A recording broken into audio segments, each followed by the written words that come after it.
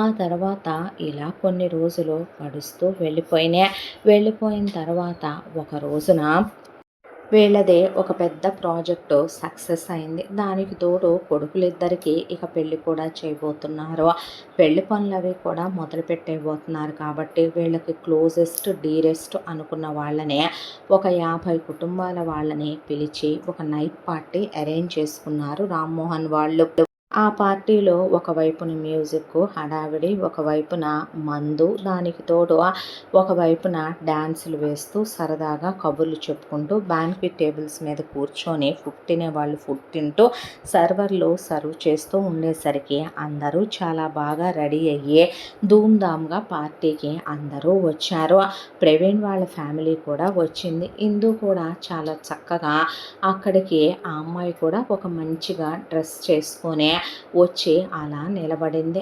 అంతా దాంట్లో కూడా కాక్టైల్స్, మాక్టైల్స్, మందు అన్నీ ఉన్నాయి అక్కడ. అంతా దాంట్లో రిషి ఈ అమ్మాయి వైపు చూస్తూ ఏ బట్టల్లోనైనా చాలా అందంగా ఉంటుంది ఈ అమ్మాయి అనుకుంటూ ఉండేలోపు ఇక రిషిని వాళ్ళ నాన్న పిలవటం, ఆ తర్వాత ఎవరి హడావిడిల్లో వాళ్ళుండి ఈ అమ్మాయి ఒక నార్మల్ జ్యూస్ లాంటిదే అడిగిన ఆ మ్యూజిక్ సౌండ్లో వినిపించకే బేరరు ఈ అమ్మాయి చేతికి ఒక కాక్టైల్ ఇచ్చాడు. ఈ అమ్మాయికి అసలు మందు అలవాటు లేకపోవటం, దాంతో ఈ అమ్మాయి అతను ఇచ్చింది బాగుంది టేస్టీగా అని చెప్పి ఆపకుండా లార్జే తాగేసింది. తాగేపాటికే కాక్టైల్ తాగటమో ఏమో కానీ మత్తు బాగా తలకెక్కేసి ఊపొచ్చే చేతిలో ఉన్న గ్లాసు కింద పడి భళ్ళుమని పగిలిపోయింది.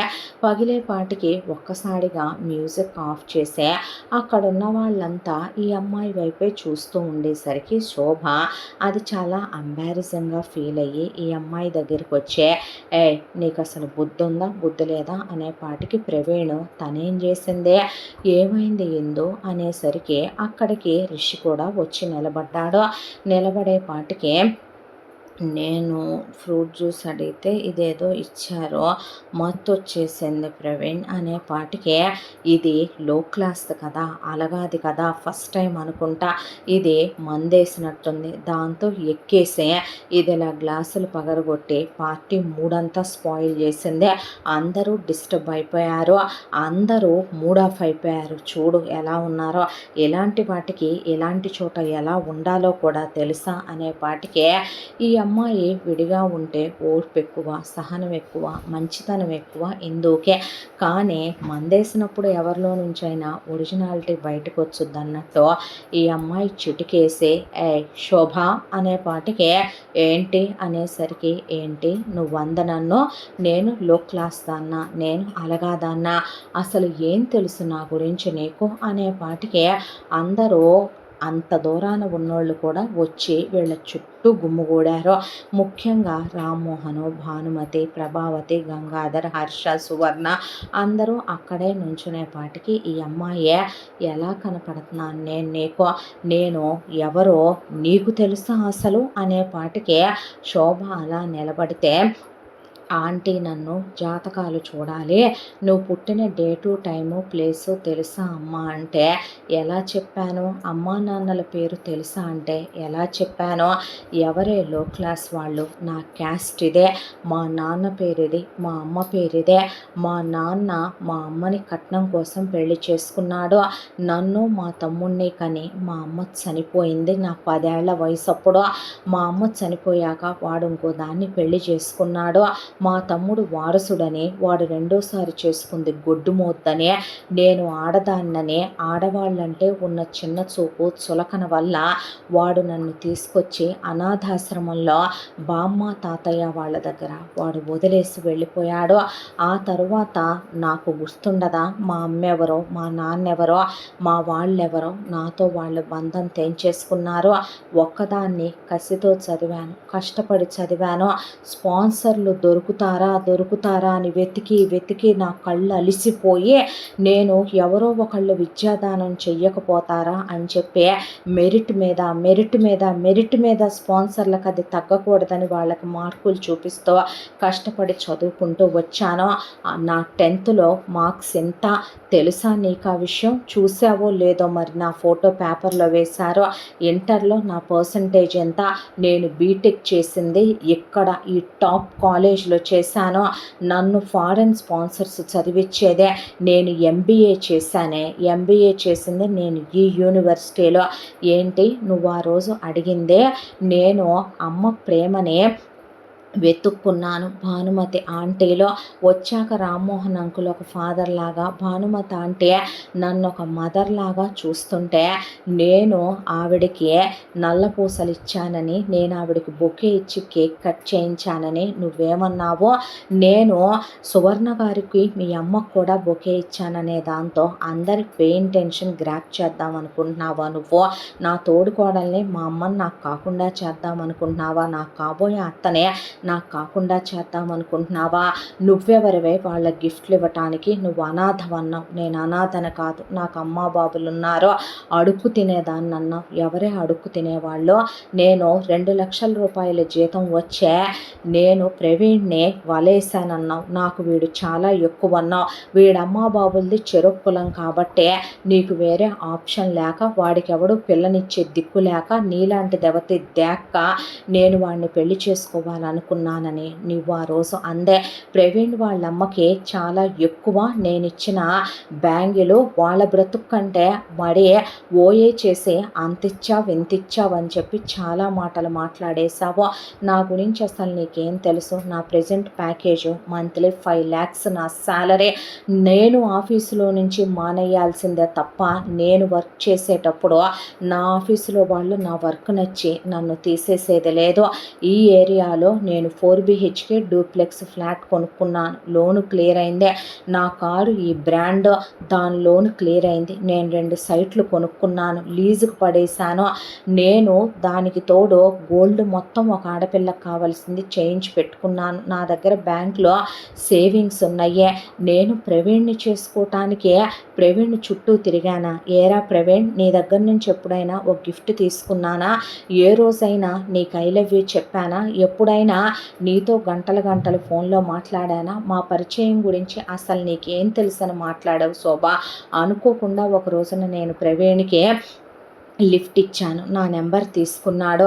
తర్వాత తనే ఫోన్ చేశాడు, మెసేజ్ చేశాడు. వాడు ఎంతకాలంలో నా మీద ఖర్చు పెట్టింది ఏంటో తెలుసా?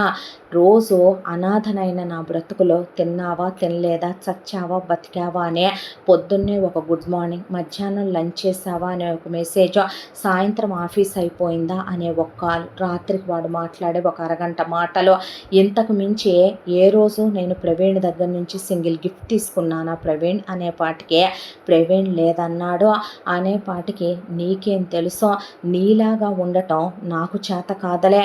నువ్వు చేసుకోబోయే వాడికి నువ్వు గొప్ప ఉండొచ్చేమో, కానీ నీలాంటి దాన్ని చేసుకోవటానికి ఇలాంటి వాళ్ళు తగ్గిపోయి ఉండొచ్చేమో, కానీ నేను నీ అంత దిగజారిపోయిన ఆడదాన్ని కాదు. నా గురించి మాట్లాడేంత నీకేముందని నువ్వు మాట్లాడటానికే ఎవడికి తెలియదు. ఇక్కడ నీ బ్రతుకు గురించే లాన్లోకి వెళ్ళి నువ్వు ఫోన్ చేసి, హలో హలో పవన్, మనిద్దరికి ఏమైనా ఉండుండొచ్చో, ఎన్నైనా జరిగి ఉండొచ్చో, నువ్వు మనకు సంబంధించిన వీడియోలు, మనకు సంబంధించిన ఫోటోలు నువ్వు ఇప్పుడు బయట పెట్టకూడదు. నేను పెద్దింటికి కోడల్ని కాబోతున్నాను, నేను ఇప్పుడు డబ్బున్నోడికి పెళ్ళాన్ని కాబోతున్నాను. మన విషయాలు బయటికి తెలిస్తే డియర్ ఇప్పుడు వాళ్ళు ఈ పెళ్ళి ఆపేస్తారు, నన్ను మా ఫ్యామిలీని తరిమి తరిమి కొడతారు.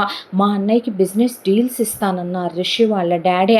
అవన్నీ కూడా ఒకేసారి కుప్పకూలిపోతాయి. నీకెంత కావాలో చెప్పు, ఏం కావాలో చెప్పు, నన్ను ఎక్కడికి రమ్మంటావో చెప్పు, మన ఫోటోలు వీడియోలు లీక్ చేయొద్దనే.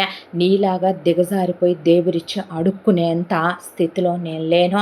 అది ప్రవీణ్ అయినా సరే, నేను వాడిని ఒక హక్ చేసుకున్నానేమో, కిస్ చేశానేమో, ఏది చూపించమని మరి వాడి నన్ను ఒక్కసారి అడుగు. మరి ఒకళ్ళ గురించి మాట్లాడే ముందు నువ్వేంటనేది నువ్వు తెలుసుకోవాలనే పాటికి అనే పాటికి షడప్, నీకు అసలు మాట్లాడే రైటే లేదు. ఇంకొక మాట మాట్లాడితే నీ బ్రతుకులో నేను విన్న చాలా లోతులు బయట పెట్టాల్సి వస్తుంది శోభ అనే పాటికి శోభ బిత్తరపోయి అలా నిలబడిపోతే ఈ అమ్మాయికి మంది ఎక్కువైపోయా.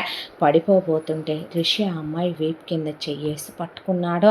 పట్టుకొని అలా ఒక్క క్షణం పాటు శోభనే ఆ అబ్బాయి చూసిన ఒక్క చూపుకి శోభ బిక్క చచ్చిపోయింది. బిక్క చచ్చిపోయే పాటికి నువ్వు ఎలాంటి దానివా అనే పాటికి, అసలు ఏంటండి ఇదంతా? మీ అమ్మాయికి ఎవరు ఎవరితో అయినా అఫైర్లు ఉన్నాయా ఏంటి? మీ అమ్మాయి గురించి మీరేమైనా దాసి మా చిన్నబ్బాయికి ఇచ్చి చెయ్యాలనుకుంటున్నారా? మా ఇంటి కోడళ్ళు ఇలాంటి వాళ్ళైతే మేము చేసుకోవటానికి రెడీగా లేమనే పాటికే వీళ్ళ వదిన సువర్ణ, నేను ముందే చెప్పాను హర్ష, ఒక అబ్బాయిని ఇష్టపడ్డాను, నాకు వర్కౌట్ అవ్వలేదు, బ్రేకప్ అయిందనే, కానీ మా ఇద్దరి మధ్య ఫిజికల్ లేదనే పాటికి ఇప్పుడు మన విషయం ఎందుకు, నువ్వు నోర్మోయ్ అని చెప్పి హర్ష, అసలు ఏం జరిగింది? ఏదైనా ఉందా శోభ? నా తమ్ముడు లైఫ్‌లోకి వచ్చి గేమ్స్ ప్లే చేద్దాం అనుకుంటున్నావా? అనే పాటికే శోభ, అలాంటిదేమీ లేదు. తను తాగేసింది కదా! ఏదో మూవీ చూసినట్టుంది. అవన్నీ నేను మొన్న ఏదేదో మాట్లాడేశాను. దాంతో అవన్నీ కడుపులో పెట్టుకొని తను అలా మాట్లాడుతున్నట్టుంది. నా లైఫ్‌లో రిషి తప్ప ఎవరు లేరు భాను ఆంటీ, ఎవరు లేరు రామ్మోహన్ అంకుల్. తనేదో తాగేసిన మత్తులో మాట్లాడుతుందనే పాటికే, నువ్వెందుకన్నావు అమ్మాయి? మొన్న నాకు కాబోయే కోడలు నా చేత కేక్ కట్ చేయించి మదర్స్ డే చేసే నాకు బ్యాంగిల్ ఇస్తే ఎందుకన్నావు నువ్వు అనే పాటికే, నాకు అత్తయ్యకి బొకే ఇచ్చి అత్తయ్యకి బ్లాక్ బీడ్స్ ఇచ్చిందనుకో, అసలు నువ్వెవరివి ఇన్వాల్వ్ అయి పిచ్చి పిచ్చిగా వాగటానికి? అనాథలు అడుక్కు తినేవాళ్ళనే అక్కడ దాకా వస్తే నువ్వేంటి రిచువా అనే పాటికి, అక్క అనే పాటికి షటప్, నువ్వు హిందూ దగ్గర వేసినట్టు వేషాలు నా దగ్గర వెయ్యాలనుకోకు అనే పాటికే, హర్ష అసలు ఏం జరుగుతుంది ఇక్కడ అంటే అర్థం కాల. మేడం గారు ఇంట్లో రామయ్య, వీధిలో కృష్ణయ్య ఇద్దరిని మేనేజ్ చేస్తున్నట్టున్నారు. అవన్నీ విన్నట్టుంది. అందుకే అడిగేపాటికి ఇందు మొహంలో బ్లడ్ డ్రాప్ లేదో. వీళ్ళ అమ్మా నాన్నలకైనా ఉండాలి సిగ్గు, నిజంగా రిషికైనా ఉండాలి ఇలాంటి దాన్ని చేసుకోవటానికి అని సువర్ణ అనేపాటికి రిషి మొహంలో రక్తం చుక్క లేదు, కళ్ళెర్రగా అయిపోయినాయి కోపంతో. అది కాదు రిషి అంటే, దయచేసి ఇక్కడి నుంచి వెళ్ళిపోరా మీ ఫ్యామిలీ, ఇప్పుడు నా తల పగిలిపోతుంది అనేసి రిషి, నేను తీసుకెళ్ళి పడుకోబెడతాను ఇటు ఇవ్వ అన్నయ్య అనే పాటికి, పర్లేదులే నువ్వు లేరా అని ఈ అమ్మాయిని పైకి ఎత్తుకొని ఆ అబ్బాయి తీసుకెళ్ళి లోపల ఈ అమ్మాయిని గదిలో పడుకోబెట్టాడు. పడుకోబెట్టే కింద హడావిడిగా ఉండేపాటికి తలపోటుగా ఉందని డోరేసి అబ్బాయి అక్కడే కూర్చునేపాటికి ఇంత తెలుసు, శోభ మంచిది కాదని, శోభ క్యారెక్టర్ లెస్ అని, శోభ ఏదో విషయం దాస్తుందని, తిరుగుబోద్దని, శోభ లైఫ్లో ఎవరో ఉన్నారని కనీసం మాట మాత్రమైనా చెప్పావంటే అని ఈ అమ్మాయి వైపు చూసేపాటికి ఇందు అలా పడుకోనుంటే, అవునులే నీ వరకు మాత్రం నువ్వు ప్రవీణ్ గాడు, ప్రవీణ్ వాళ్ళ అమ్మా నాన్న, ఒక ఫ్యామిలీ లైఫ్ నిన్నందనే పాటికి నువ్వు మాత్రం దాన్ని అడిగేసావు కడిగేసావు. అలాంటి దాన్ని చేసుకొని నా లైఫ్ బూతులే తిట్టుకొని ఏమైపోయినా ఏ దారిలో పోయినా అని చెప్పి అనుకోనే నువ్వు మాత్రం హ్యాపీ. అక్కడ దాకా వస్తే మేము థర్డ్ పర్సన్స్, మా అమ్మ ప్రేమను పంచిందని, మా నాన్ననే, మరి అలాంటి ఫ్యామిలీలో వాడినే కదివే నేను, నాకు కనీసం చెప్పను కూడా చెప్పలేదు నువ్వని ఆ అమ్మాయి మొహం మీద జుట్టు పడుతూ ఉండేసరికి ఈ అబ్బాయి మోకాళ్ళ మీద కూర్చున్నాడు. కూర్చొని, ఎందు ఈరోజు చెప్తున్నాను, నిన్ను చూసిన రోజు నేను ఏదో తెలియని ఒక ఆకర్షణకు లోనయ్యాను అనుకున్నాను. రోజు నీ ఆలోచనలు నా తలలోకి వచ్చి కూర్చుంటుంటే ఎందుకు నువ్వు నా మనసులోకి అన్నిసార్లు వస్తున్నావు అనుకున్నాను. ఇందాక నేను ప్రవీణ్ వాళ్ళ టాపిక్ ఒకటి విన్నాను, అప్పుడు నాకు చాలా బాధ అనిపించింది. నువ్వు శోభ టాపిక్ దాచావు అన్నప్పుడు నాకు ఇప్పుడు ఒకటే అర్థమవుతుంది, ఈ జన్మకి నా పెళ్ళానివైతే నువ్వే అవుతావిందో, నేను నిన్ను పెళ్లి చేసుకోవటం ఫిక్సే, రాసేసుకో. అది ఏం చేసైనా ఎలాగైనా రిషి ఒకటి కావాలి అనుకోడో, అనుకున్నాడంటే రిషి లైఫ్లోకే అది రావాల్సిందే, అది దక్కాల్సిందే. దానికోసం ఏమైనా చేసే, ఎంత దూరమైనా వెళ్ళటానికి నేను వెనకాడను అనే ఆ అమ్మాయి చాలా ముద్దుగా ఉండి అలా పడుకొని చాలా మత్తులోకి వెళ్ళిపోయి ఆ అమ్మాయి మొహం మీద పడుతున్న ఆ జుట్టుని పక్కకంటూ ఉండేసరికి ఆ అమ్మాయి వేసుకున్న డ్రెస్సు, ఆ అమ్మాయి మొహం అమాయకంగా ఉండటమో ఏమో, వెళ్ళి ఈ అబ్బాయి డోర్ దగ్గరికేసి వచ్చి మోకాళ్ళ మీద కూర్చొని ఆ అమ్మాయి పెదాల్ని తన పెదవులతో మెల్లగా తాకిస్తూ చాలా డీప్గా ఆ అమ్మాయిని కిస్ చేయటం మొదలుపెట్టాడు. అలా ఆ అమ్మాయి పెదం ఈ అబ్బాయి ఎంత గట్టిగా కిస్ చేశాడంటే, అంత మత్తులో ఉన్న అమ్మాయి ఒక్కసారే అమ్మా అనేంత గట్టిగా ఈ అబ్బాయి కిస్ చేసేపాటికి ఆ అమ్మాయి పెదం చీలే బ్లడ్ డ్రాప్ కూడా వచ్చేంత స్ట్రాంగ్గా అమ్మాయిని కిస్ చేసి మొహం నిండా ముద్దులు పెట్టుకొని గట్టిగా హక్ చేసుకొని, ఈ జన్మకి నువ్వే నా పెళ్ళానివే, ఇదైతే రాసి పెట్టుకోవే నువ్వు. ఈ పార్టీ జరక్క ముందు వరకు ఉన్న కన్ఫ్యూజను ఈ పార్టీ అయ్యాక నాలో లేదో ఇది క్లారిటీ ఏందో అని చెప్పి ఈ అబ్బాయి అమ్మాయిని మళ్ళీ మళ్ళీ కిస్ చేసి ఏదో అలికిడయ్యేసరికి వెళ్ళి చూస్తే ఎవ్వరూ లేరు. దాంతో డోర్ దగ్గరికి వేసేసి నా మూడంతా పోయిందని తన రూమ్లోకి వెళ్ళి ఈ అబ్బాయి ఫ్రెష్ అవుతున్న వాడల్లా మళ్ళీ ప్రవీణ్ ఈ అమ్మాయి గదిలోకి వెళ్తాడేమో, కిస్ చేస్తాడేమో, హక్ చేస్తాడేమో అని వెళ్ళి తాళం తిప్పేసి తాళాలు తన జేబులో వేసుకొని వచ్చేసాడు లోపలికే. ఆ తర్వాత పార్టీ అయిపోవటం ఎవరి దారిన వాళ్ళు వెళ్తూ, ఇంతకీ ఆ ఇందు అనే అమ్మాయి మీ చిన్నబ్బాయి కాబోయే భార్య, మీ కోడల చాలా బాగుందనే పాటికి వీళ్ళమ్మ నాన్న మాకంత రాత ఎక్కడ రాశాడులే దేవుడు, మాకంత అదృష్టం ఎక్కడుందే, మేము అలాంటి వాటికి ఎందుకు నోచుకుంటాము అనేసి, లేదండే మాకు కావలసిన పిల్లలే అని చెప్పేపాటికి పెద్ద కొడుకు చిన్న కొడుకు ఇద్దరు వాళ్ళ అమ్మ నాన్న మాటలు వింటూ వీళ్ళ వదిన, మరే మా మరిది అంత గొప్పోళ్ళని లవ్ చేస్తే మా అత్తయ్య మేము సుఖపడిపోము, ఉంటారుగా మా కోసం రెడీగా రావటానికి మా ఇంటికి అనేసి వెళ్ళిపోయింది వీళ్ళ వదిన.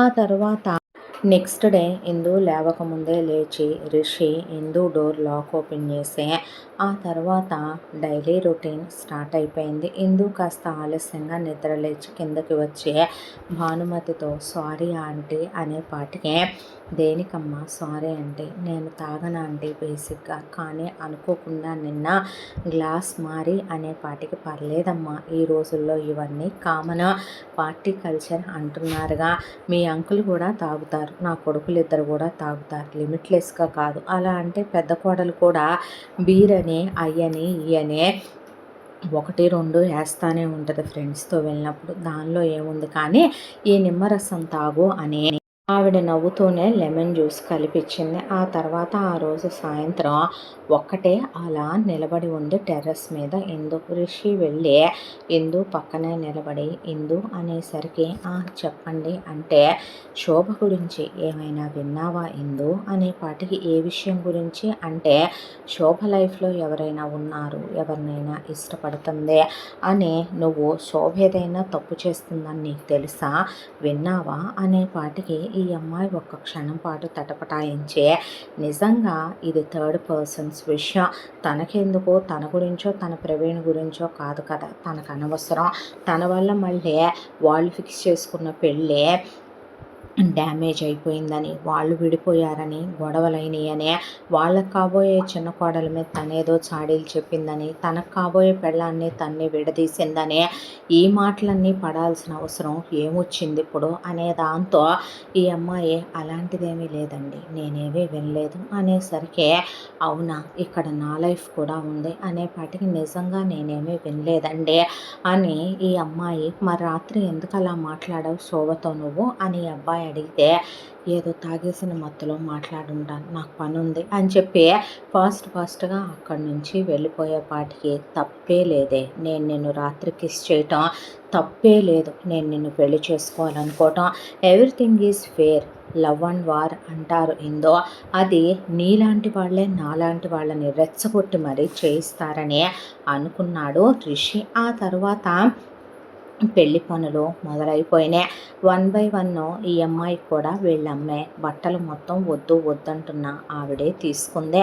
ఆ తర్వాత ఇక మెహందీ రోజున మెహందీ పెడుతూ ఉంటే ఈ అబ్బాయి పక్కకి పిలిచి, మెహందీ ఆర్టిస్ట్ని నేను ఇచ్చాననమని చెప్పకుండా ఆ అమ్మాయి చేతిలో నా పేరు రాయమనమని, కన్ఫ్యూజ్ అయ్యాను పెళ్లి కూతుళ్ళ విషయంలో అని చెప్పండి మీరు అనే వాటికి, ఓకే సార్ అని ఈ అబ్బాయి పెద్ద మొత్తంలో డబ్బులు ఇచ్చేపాటికి ఆ అమ్మాయి చేతుల్లో రిషి పేరు రాసేసింది ఇందు చేతుల్లో. ప్రవీణ్, అదేంటి నా పేరు ప్రవీణ్ కదా, అలా ఎలా రాశారనే పాటికి ప్రవీణ్ పేరు ఎత్తుకెళ్ళి శోభ చేతుల్లో రాసేసింది.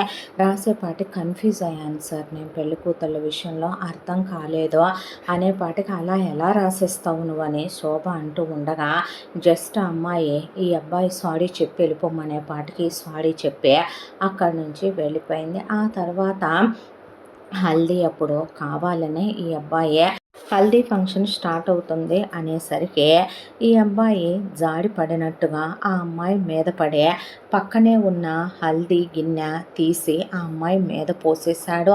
పోసేసి అయ్యయ్యో చూడలేదు, సారీ సారీ అని చెప్పి ఆ అమ్మాయి బుగ్గలకి, మొహానికి, మెడకి, చేతులకి రాస్తూ ఈ అబ్బాయి ఆ అమ్మాయి ఒళ్ళంతా తడిమేసి హల్దీ రాసే పాటికి అయ్యయ్యో మొత్తం పోసేసుకున్నావమ్మా అని భానుమతి అనేసరికి ఆ అమ్మాయిని కౌగిలించుకున్నప్పుడే ఆ అమ్మాయి బుగ్గలకి తన బుగ్గలు రుద్దుకుంటూ ఈ అబ్బాయి మొహం నిండా కూడా హల్దీ అంటేసిందే.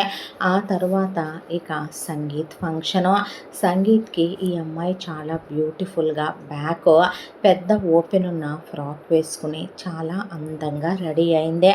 సంగీత్లో కావాలనే ఈ అబ్బాయి లైట్స్ ఆఫ్ చేయించాడు.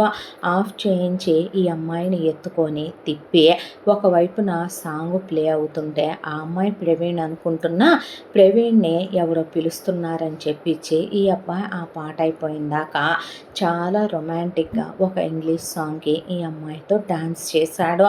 చేసిన తర్వాత అప్పుడు లైట్స్ ఆన్ అయినాయి.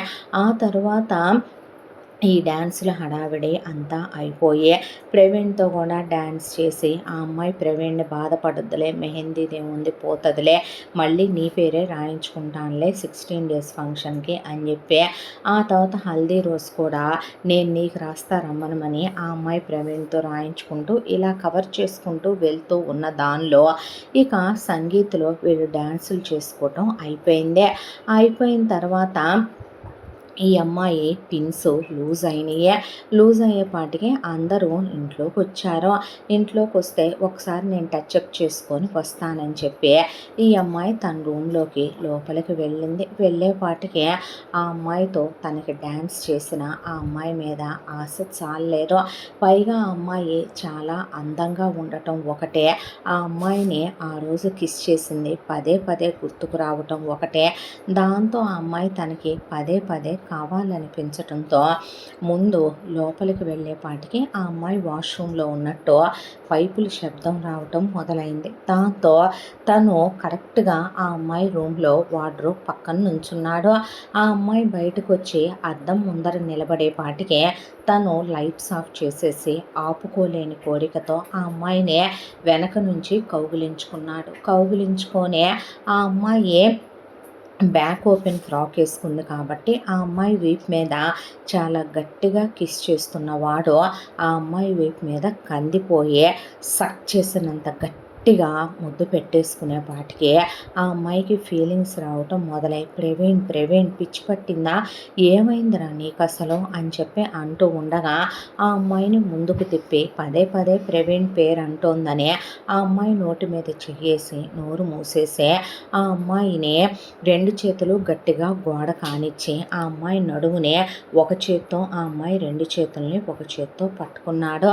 పట్టుకొని ఆ అమ్మాయి మొహం నిండా ముద్దులు పెట్టుకుంటూ మెడ దగ్గరంతా ముద్దు పెడుతూ తను ఆ అమ్మాయి పెదవుల్ని తన నోట్లోకి తీసుకొని చాలా గాఢంగా ముద్దు పెట్టడం మొదలుపెట్టాడు. దాంతో ఆ అమ్మాయికి ఊపిరాడలేదు సరికదా. ఈ అబ్బాయికి ఉన్న అలవాటు చాలా డీప్గా కిస్ చేసి గట్టిగా కిస్ చేస్తూ ఆ అమ్మాయి పెదాన్ని కొరికేస్తూ ఆ అమ్మాయి పెదాన్ని నోట్లోకి తీసుకొని డీప్గా సక్ చేసేపాటికి ఆ అమ్మాయి పెదం కట్ అయిపోయి ఆ అమ్మాయి ప్రవీణ్ అని వెనక్కి తోసిన ఈ అబ్బాయి ఆపకుండా ఆ అమ్మాయిని గట్టిగా కౌగిలించుకొని కిస్ చేయడం మొదలుపెడితే కాసేపటికి ఆ అమ్మాయికి ఇంకొక రోజులో పెళ్లి జరగబోతుంది ప్రవీణ్కి. తనకే ఇంకా దూరంగా ఉంచేదే ఉంది. కాబోయే మొగుడో ఇష్టంగా చేసుకుంటున్న పెళ్ళే.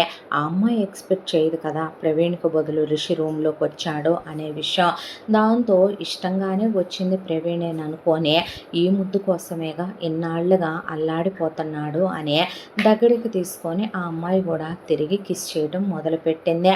అలా రిషి తల్లోకి ఆ అమ్మాయి చేతులు పోనిచ్చి వీప్ మీద గట్టిగా చెయ్యి వేసి నొక్కుతూ ఇద్దరి గుండెలు ఒకళ్ళ గుండె శబ్దాన్ని మరొకళ్ళు పంచుకుంటూ చాలా డీప్గా ఇద్దరు ముద్దు పెట్టుకోవటం మొదలుపెట్టారు. దాంతో ఆ అమ్మాయి ఒళ్ళంతా తడిమేస్తూ ఆ అమ్మాయి ఒళ్ళంతా ముద్దులు పెట్టుకుంటూ ఆ అమ్మాయికి విపరీతంగా ఫీలింగ్స్ వచ్చాయి. ఇంకాసేపు ఉంటే ఇది ఎక్కడి నుంచి ఎక్కడికి వెళ్ళిపోద్దో, తనకు ఆ అమ్మాయితో క్లోజ్ అయిపోవాలి, వాళ్ళిద్దరూ కలవాలన్నంత కోరిక వచ్చే ఎవరైనా చూస్తే బాగోదనే దాంతో ఆ అమ్మాయిని డీప్గా కిస్ చేస్తూ ఆ అమ్మాయిని మెల్లగా పక్కకి జరిపి తను అక్కడి నుంచి బయటికి డోర్ వేసి వచ్చేసాడు రిషి. వచ్చేపాటికి ఈ అమ్మాయి మెల్లగా లేచి కాసేపటికి ఆ మత్తులో నుంచి తేరుకొని స్విచ్ ఎతికి లైట్ ఆన్ చేసేపాటికి ఈడియట్ ఆపుకోలేక వచ్చినట్టున్నాడు రూమ్లోకి. స్టూపిడ్ ఫెలో అనుకొని ఈ అమ్మాయి వెళ్ళి అద్దం ముందు నుంచునేపాటికి ఈ అమ్మాయి పెదం అప్పటికే కట్ అయ్యి బ్లడ్ వస్తూ ఉండేపాటికి ఐస్ క్యూబ్ పెట్టుకుంది. ఆ తర్వాత వెనక్కి తిరిగి చూస్తే ఆ అమ్మాయి వీప్ మీద గట్టిగా సక్ చేసిన మార్క్ చూసి వీడు బాగా రొమాంటిక్, అమ్మో వీడిని తట్టుకోవటానికే అని చెప్పి ఈ అమ్మాయి అక్కడ ఫౌండేషన్ వేసుకొని మెడ పక్కన అక్కడ ఫౌండేషన్ వేసుకొని ఈ అమ్మాయి కాసేపటికి జుట్టంతా ముందుకు వేసేసుకొని కనపడకుండా బయటకు వచ్చింది. వచ్చేపాటికి ప్రవీణ్ అక్కడ భానుమతితో మాట్లాడుతూ, పెద్దమ్మ ఈ భలే ఉన్నాయి కదూ, ఈ ఫుడ్లో ఇది కలుపుకొని తిని పెద్దమ్మ ఇంకా బాగుంటుందని చెప్తూ ఉండేపాటికే వచ్చిన ఈ అమ్మాయి ప్రవీణ్ చేపట్టుకొని పక్కకు లాక్కొచ్చే, బుద్ధుందా నీకు ఈడియట్, ఆగలేవే దేనికి, అలా గదుల్లోకి వచ్చేసి లైట్స్ తీసేస్తావా స్టూపిడ్ ఫెలో అని ఈ అమ్మాయి సిగ్గుపడుతూ అంటే, ఎవరి గదిలోకి ఎవరొచ్చారిందో, ఎప్పుడొచ్చాను నేను అనేపాటికే ఇప్పుడే కాసేపటి క్రితం కొడితే చంప పగులుతుంది అనేపాటికే పెద్దమ్మ అనుకుంటూ భానుమతి దగ్గరికి వెళ్తే, ఏంటంటే నేను నీ దగ్గరేగా ఉన్నాననే పాటికే వాడు నిజంగా నా దగ్గరే ఉన్నాడమ్మా అంటే, ఎవరి గదిలోకి వచ్చాడిందో అంటే, అది నా గదిలోకే లేదమ్మా వీడిక్కడే ఉన్నాడుగా ఇందాకటి నుంచే అనేపాటికి, ఇక్కడే ఉండటం ఏంటా అంటే ఎప్పటి నుంచి ఉన్నాడో, సంగీత అయిపోయి మనం లోపలికి వచ్చాం, లోపలికి వచ్చిన దానికి వాడు నా దగ్గరే ఉన్నాడమ్మా, చాట్ తింటున్నాడు, పానీపూరి తింటున్నాడు, ఇక్కడే ఉన్నాడు, బేల్పూరిలో మ్యాంగో ముక్కలు వేసి కలుపుకొని తింటే బాగుంటుందని చెప్తున్నాడు, నువ్వు వచ్చావో అనేపాటికి ఈ అమ్మాయి ఇక్కడే ఉన్నాడా అంటూ ఉండగా, అవునమ్మా ఇక్కడే ఉన్నాడనే ఆవిడంటూ ఉండగా అమ్మాయి గుండె చల్లుమనే పై ప్రాణాలు పైనే పోయినట్టు అనిపించేపాటికి ఆ అమ్మాయి చుట్టూ అందరి వైపు చూడటం మొదలుపెట్టింది. రామ్మోహన్ గారు అలాంటి మనిషి కాదు, హర్ష చచ్చ అసలు ఆ అబ్బాయికి అలా ఉండదు, ఇంకెవరున్నారు అక్కడ, ఎవరున్నారు, శోభ వాళ్ళ నాన్న, శోభ వాళ్ళ అన్నయ్య, లేదు లేదు ఎవరు ఎవరు ఎవరు అని చెప్పి ఆ అమ్మాయి అంతా దాంట్లో కూడా తన్నే హక్ చేసుకున్నప్పుడు వచ్చిన పర్ఫ్యూమ్ వాసన, ఆ పర్ఫ్యూము రేరెస్ట్ ఎడిషన్ ప్యారిస్ నుంచి తెప్పించుకున్నాడు రిషి, దట్టు అది చాలా ఖరీదైన లక్షల రూపాయలదే.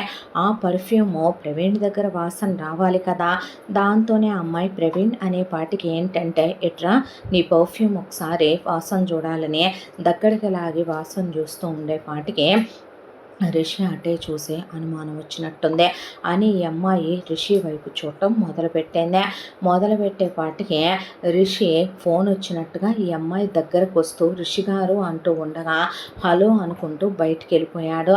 వెళ్ళేపాటికి ఫుడ్ తినేటప్పుడు కూడా చిన్నాడిని పిలవండి, ఉన్నట్టుండే మాయమైపోతున్నాడు వీడు, ఇందాక ఒక అర్ధగంట మాయమైపోయాడు, మళ్ళీ ఇప్పుడు మాయమైపోయాడు తిండి తినకుండా అనేపాటికి ఈ అమ్మాయి మాయమైపోవటం ఏంటి, అసలు ఎవరు వచ్చారు నా గదిలోకి, ఎవరు కిస్ చేశారు అలాగా అని 100 ఆలోచనలు రన్ అవ్వటం మొదలయ్యేపాటికి ప్రవీణ్ వచ్చి, ఏమైంది ఇందు అంటే, ఏం లేదు అనే ఇందు అక్కడి నుంచి వెళ్ళిపోయింది. ఆ తర్వాత ఏమోలే నా తలంతా పగిలిపోతుంది, ఏం జరుగుతుందో ఏంటో, ఈ పెళ్ళి అయిపోతే కానీ నా మనసు ప్రశాంత పడదు అని చెప్పి ఈ అమ్మాయి అనుకుంటూ ఉండగా నెక్స్ట్ డే పెళ్ళి.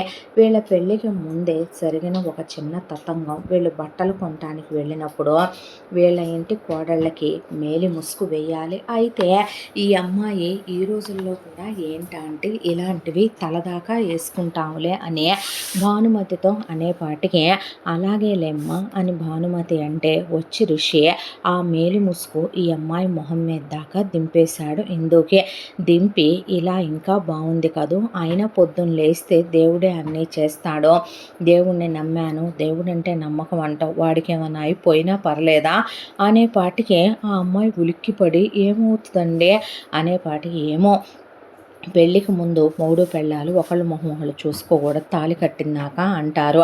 ఏ మమ్మీ అందుకేగా మనకి రిచువల్ ఉంది అనేపాటికే వదిలేరా ఇందుని ఇబ్బంది పెట్టకంటే లేదు లేదు నాకు అసలే ఎవరూ లేను కూడా లేరు, ఇప్పుడు వాడికి కూడా ఏమైనా అయిందంటే తీసుకోలేను, వేసుకుంటానులే ఆంటీ అని చెప్పుంచింది ఈ అమ్మాయే.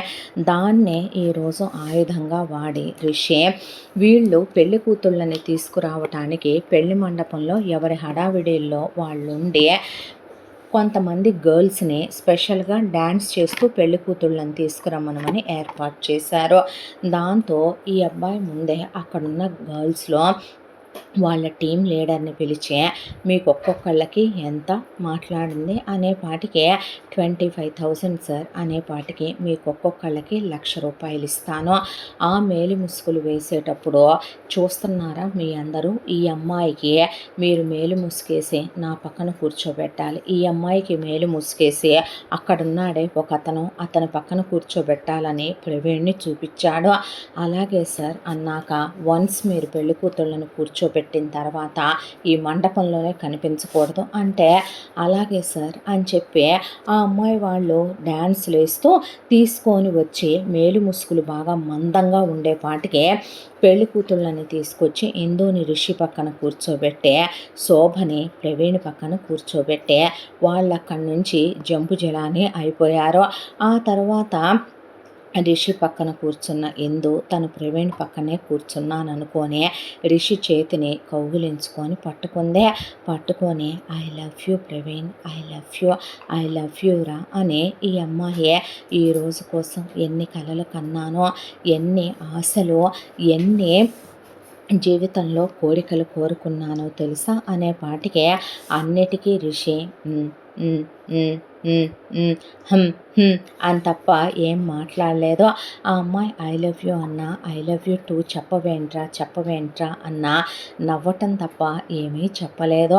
ఆ తర్వాత పెళ్లి తతంగం మొదలైపోయింది. పంతులుగారు శాస్త్రోక్తంగా అన్నీ చేయిస్తూ వీళ్ళు జీలకర్ర బెల్లాలు పెట్టుకోవడాలు, ఆ తర్వాత పెళ్లి తతంగం మొదలైపోవడం, ఆ తర్వాత వీళ్ళిద్దరూ కూడా ఒకళ్ళ తర్వాత ఒకళ్ళు ఇటు రిషి ఇందుకి అటు ప్రవీణ్ శోభకి తాళి కట్టేయటం అయిపోయాక రిషి మాత్రం ఇందు పెదవుల వరకు కొంచెం పరదా క్లాత్ని పైకని ఆ అమ్మాయి పెదాల మీద చాలా డీప్గా కిస్ పెట్టి I love you Indu, I love you అనే పాటికి ఆ అమ్మాయి సిగ్గుపడి ఆ ముసుగులో నుంచి ఆ అబ్బాయి మొహాన్ని దగ్గరికి తీసుకొని కిస్ చేసేపాటికి అందరూ అబ్బో ఆగలేకపోతున్నాడు, ఇంకా రేపేక పెళ్ళాన్ని చూసుకొని మన మీరెవరని అడుగుతాడో ఏంటో అని చెప్పి అందరూ నవ్వుకోవటం మొదలుపెట్టే పాటికి లేచి అగ్ని చుట్టూ 7 అడుగులు వేయమనే పాటికి ఆ అమ్మాయి కాళ్ళల్లో చీరపడి ముందుకు పడబోతే ఆ అమ్మాయిని అబ్బాయి ఎత్తుకుంటే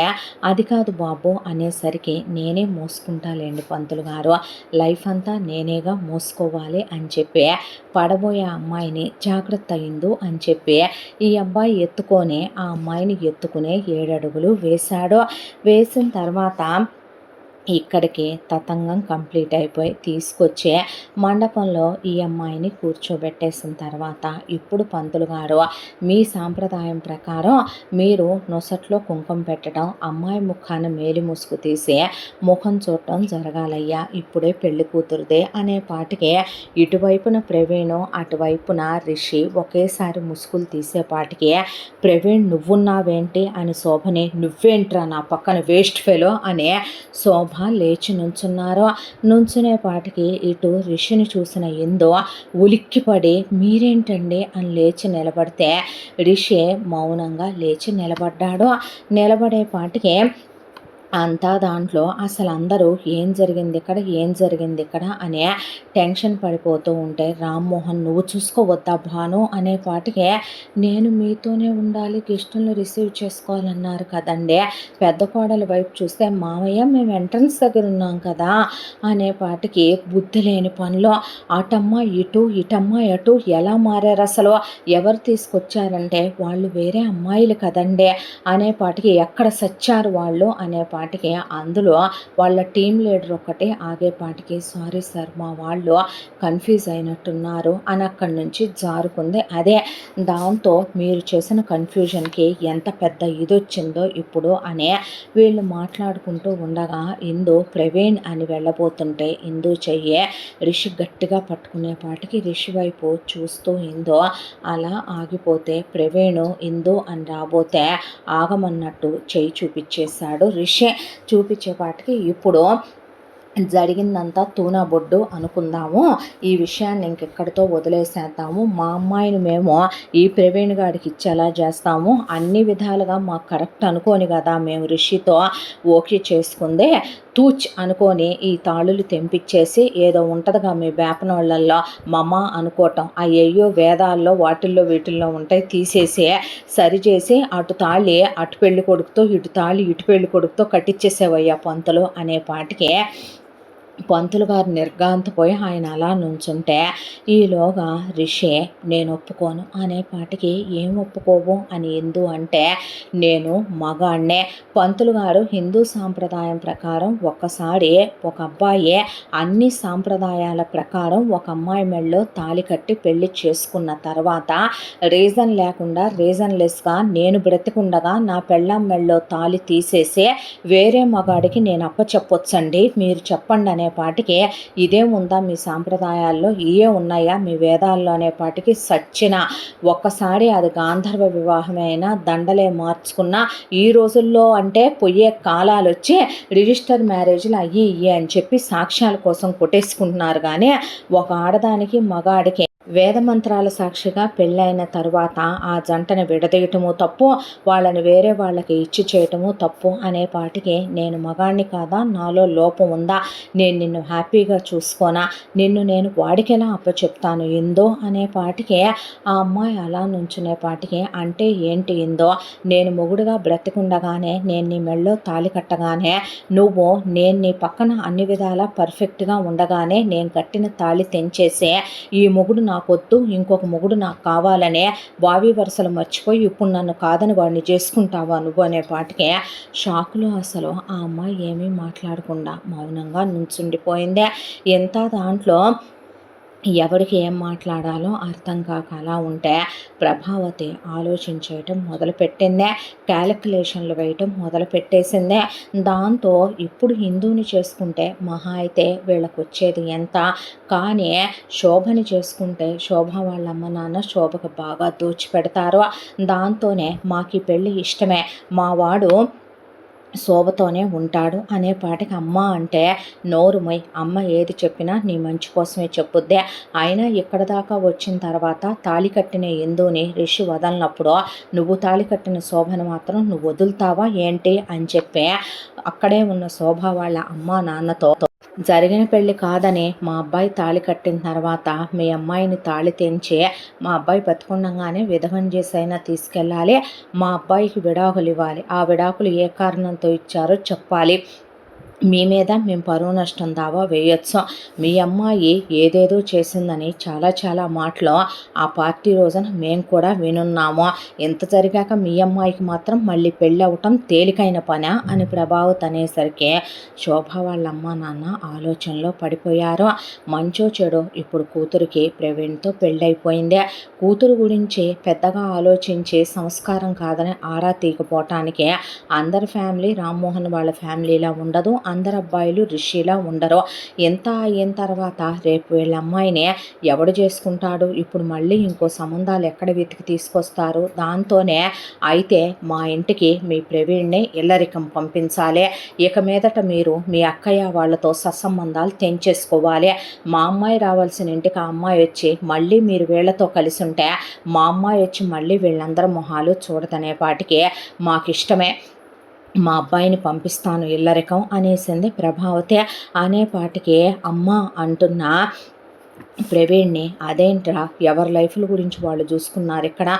నీ లైఫ్ గురించి నువ్వు చూసుకోవా?" అనేపాటికి ప్రవీణ్ బరాబరామని ఇందు దగ్గరికి వచ్చేపాటికి రిషికి ఇప్పుడు ఏం జరుగుద్దో అర్థమైనా సరే తను తొందరపడకూడదు. వీళ్ళిద్దరి బంధం పూర్తిగా తెగిపోవాలి. వీడి మీద ఇందుకి అసహ్యం కలగాలి. ఇందుకి వీడి మీద కోపం రావాలి. వీళ్ళ బంధం పూర్తిగా ముక్కలైపోవాలంటే ఇప్పుడు తను మౌనమే వహించాలనుకొని రిషి అలా నిలబడిపోతే హ్యాట్స్ ఆఫ్ ఇందు. నీలాంటి ఆడవాళ్ళు చాలా లోతైన మనస్సున్న వాళ్ళు చాలా రేర్గా ఉంటారంటే నేనేం చేశాను ప్రవీణ్ అనేపాటికి అవునులే మా పెద్దమ్మ వాళ్ళ ఇంటికి నిన్ను తీసుకురానంత వరకు మా అన్నయ్యని నువ్వు చూడనంత వరకు నీ దృష్టిలో నేను స్పెషల్, నీ దృష్టిలో నేను బెటరు, నీ దృష్టిలో నీకు నేనే గ్రేట్ అయిన మగాణ్ణి. కానీ ఎప్పుడైతే ఇక్కడికి వచ్చావో అప్పటి నుంచి నీలో క్యాలిక్యులేషన్లు మొదలైనాయి. దాంతోనే నాకన్నా బెస్ట్ సెలెక్ట్ చేసుకోవాలనుకున్నావు. నీకు నేను నచ్చటం మానేశాను. అందుకే మా అన్నయ్యని మరిగావు నువ్వు. అందుకే చాలా తెలివిగా ప్లాన్ చేశావు. అందుకే డాబా మీద మా అన్నయ్యని కౌగిలించుకొని డీప్ హగ్గులు ఇవ్వటాలు, అలాగే మా అన్నయ్యకు నువ్వు ఆ రోజు బటన్ కొడుతున్నట్టుగా ఇద్దరి మధ్య ఒకే ఇంట్లో ఉంటున్నారుగా ఇన్ని నెలలుగా నువ్వేమేమి అర్పించావో వాడికి ఏమేమి పంచావో వాడెందుకు నిన్ను వదులుకోలేకపోతున్నాడో అందుకే కదా నువ్వు ఆ రోజు పార్టీలో కూడా శోభని బ్యాట్ చేసేసావో, శోభ మీద అందరి ముందు చాడీలు చెప్పావో, తాగావో తాగినట్టు డ్రామాలు ఆడావో, కావాలని వాడి మీదే పడిపోయావు, వాడి మీద మోజుపడ్డావో. ఏమైందిలే ఫైనల్లే వాడు నీవాడే అయ్యాడు. నువ్వు వాడినే దక్కించుకున్నావు. రోజు రాత్రి ఇచ్చే సుఖాన్ని మర్చిపోలేకపోయి ఉంటావు. అందుకనే లైఫ్ అంతా అదే సుఖం కావాలనిపించుంటుంది. నువ్వు వాడికేం పంచావో వాడు నీలో ఏం చూసి కావాలనుకున్నాడో దాంతోనే నాకు బాగా హ్యాండ్ ఇచ్చారు ఇద్దరు అనేపాటికి అమ్మాయి ఏం మాట్లాడుతున్నావు ప్రవీణ్ నువ్వు అసలు సంస్కారం అనేది అంటూ ఉండగా ఎవడి పక్కలోనైనా పడుకుంటారు నీలాంటోళ్ళు డబ్బుల కోసం అనేపాటికి ఫ్యాట్ ఫ్యాట్ మనే రిషి అప్పుడు తీశాడు ప్రవీణ్నే. పిచ్చి పిచ్చిగా వాగితే ఇంకొక మాట నాలుక తెగ్గొస్తాను. భూమి మీద నీ అమ్మ ఒక్కటే పతివ్రత, మిగతా వాళ్ళందరూ పతితలు అనుకుంటే నీ అమ్మ కూడా కులంగా నీ అబ్బతో లేచిపోయిందిరా. ఎంతవరకు ఉండాలో అంతవరకు ఉండకపోతే పగిలిపోద్ది. ఇప్పుడు తన పెళ్ళాం అనేది దృష్టిలో పెట్టుకొని మాట్లాడు, మొహం పగలగొడతాను లేకపోతే అని చెప్పి రిషి దొబ్బేండి కన్ను అనేపాటికి అంతా దాంట్లో ప్రభావతే ప్రవీణ్ని శోభకు అప్పగింతలు ఇచ్చుకొని వాళ్ళు వెళ్ళిపోయారు. వెళ్ళిపోయిన తర్వాత ఇందుని తీసుకొని వీళ్ళ ఇంటికి వచ్చి ఆ తర్వాత ఇందుకి బామ్మ తాతయ్య వాళ్ళే కాళ్ళు గడి కన్యాదానం చేశారు కాబట్టి ఇంకా వాళ్ళు అక్కడి నుంచి హోమ్కి వెళ్ళిపోయారు. ఆ తర్వాత ఈ అమ్మాయిని పేర్లు చెప్పమంటే దిగులతో నుంచుంటే అమ్మ ఇందు అనేపాటికే నేను నా భర్త రిషి అనే అబ్బాయి అనేపాటికే రిషితో కలిసి వచ్చాను అనేపాటికి నేను నా భార్య ఇందుతో కలిసి వచ్చాం మమ్మీ అని ఈ అబ్బాయి అమ్మాయిని తీసుకొని లోపలికి వచ్చి దీపం పెట్టే ఆ తర్వాత వీళ్ళు గదిలోకి వెళ్ళారు. ఆ అమ్మాయి కూర్చొని బాధపడుతున్నా ఏడుస్తున్నా ఈ అబ్బాయి డిస్టర్బ్ చేయకూడదు కెలకూడదని ఆ రోజు వదిలేశాడు. ఆ తర్వాత నెక్స్ట్ డే వ్రతానికి ముందు కూడా పెళ్ళాన్ని తిను కళ్ళు తిరుగుతాయి అని చెప్పి ఆ అమ్మాయి వద్దంటన్నా నీరసంగా ఉంటుంది తినకపోతే అని చెప్పి ఫ్రూట్స్ తినమనమని కొబ్బరి నీళ్ళు తాగమనమని తెప్పించిచ్చి వ్రతం అయిపోయింది. ఆ తర్వాత నెక్స్ట్ డే వీళ్ళకి ఫస్ట్ నైట్ ఏర్పాట్లు. ఫస్ట్ నైట్ గదిని చాలా బ్రహ్మాండంగా అలంకరించే ఈ అమ్మాయికి తెల్ల చీర కట్టి మేకప్ చేసి పాల గ్లాస్ ఇచ్చి గదిలోకి పంపించే ఒక్కటే అనుకున్నారు వీళ్ళింట్లో వాళ్ళంతా. పిల్లలిద్దరు పెళ్ళిళ్ళు అనుకోకుండా జరిగిపోయినాయి. కానీ వాళ్ళిద్దరూ శారీరకంగా కలిస్తే వాళ్ళిద్దరి మధ్య ఏ లోపాలు లేవో. ఆ ఒక్క ఇది కూడా డిస్టర్బెన్స్ క్లియర్ అయిపోద్ది అని రామ్మోహను భానుమతి వాళ్ళకి ఇష్టంగానే ఉంది. ఇందు వాళ్ళ ఇంటికి కోడలు అవ్వటం, శోభ వాళ్ళ ఇంటికి కోడలు కాకపోవటం, హర్షకి సువర్ణకు కూడా తోడు కోడలుగా ఇందు రావటం సువర్ణకి, తమ్ముడు భార్యగా ఇందు రావటం హర్షకి అదే వాళ్ళకి ఆనందించదగ్గ విషయమే. దాంతో ఈ అమ్మాయి ఎవరు తనేం చెప్పినా వినే సిచ్యువేషన్లో నమ్మే సిచ్యువేషన్లో లేరో. పైగా ఇప్పుడు తను ఈ శోభనానికి దేనికి రెడీగా లేదో. రిషి అయితే కనుక తను చెప్పేది వింటాడు, అర్థం చేసుకుంటాడని ఈ అమ్మాయి గదిలోకి వెళ్ళేపాటికే రిషి క్లీన్ షేవ్లో ఆ రోజు సంగీత్ రోజు కొట్టుకున్న పర్ఫ్యూము మళ్ళీ ఈ అమ్మాయికి అనుమానం వస్తుంది. పెళ్ళైన దాకా కొట్టుకోకూడదని లోపల పెట్టేసిన వాడు ఈరోజు ఫస్ట్ నైట్ మజాలో హడావిడిలో ఉండి ఒళ్ళంతా ఒక పావు బాటిల్ కొట్టేశాడు.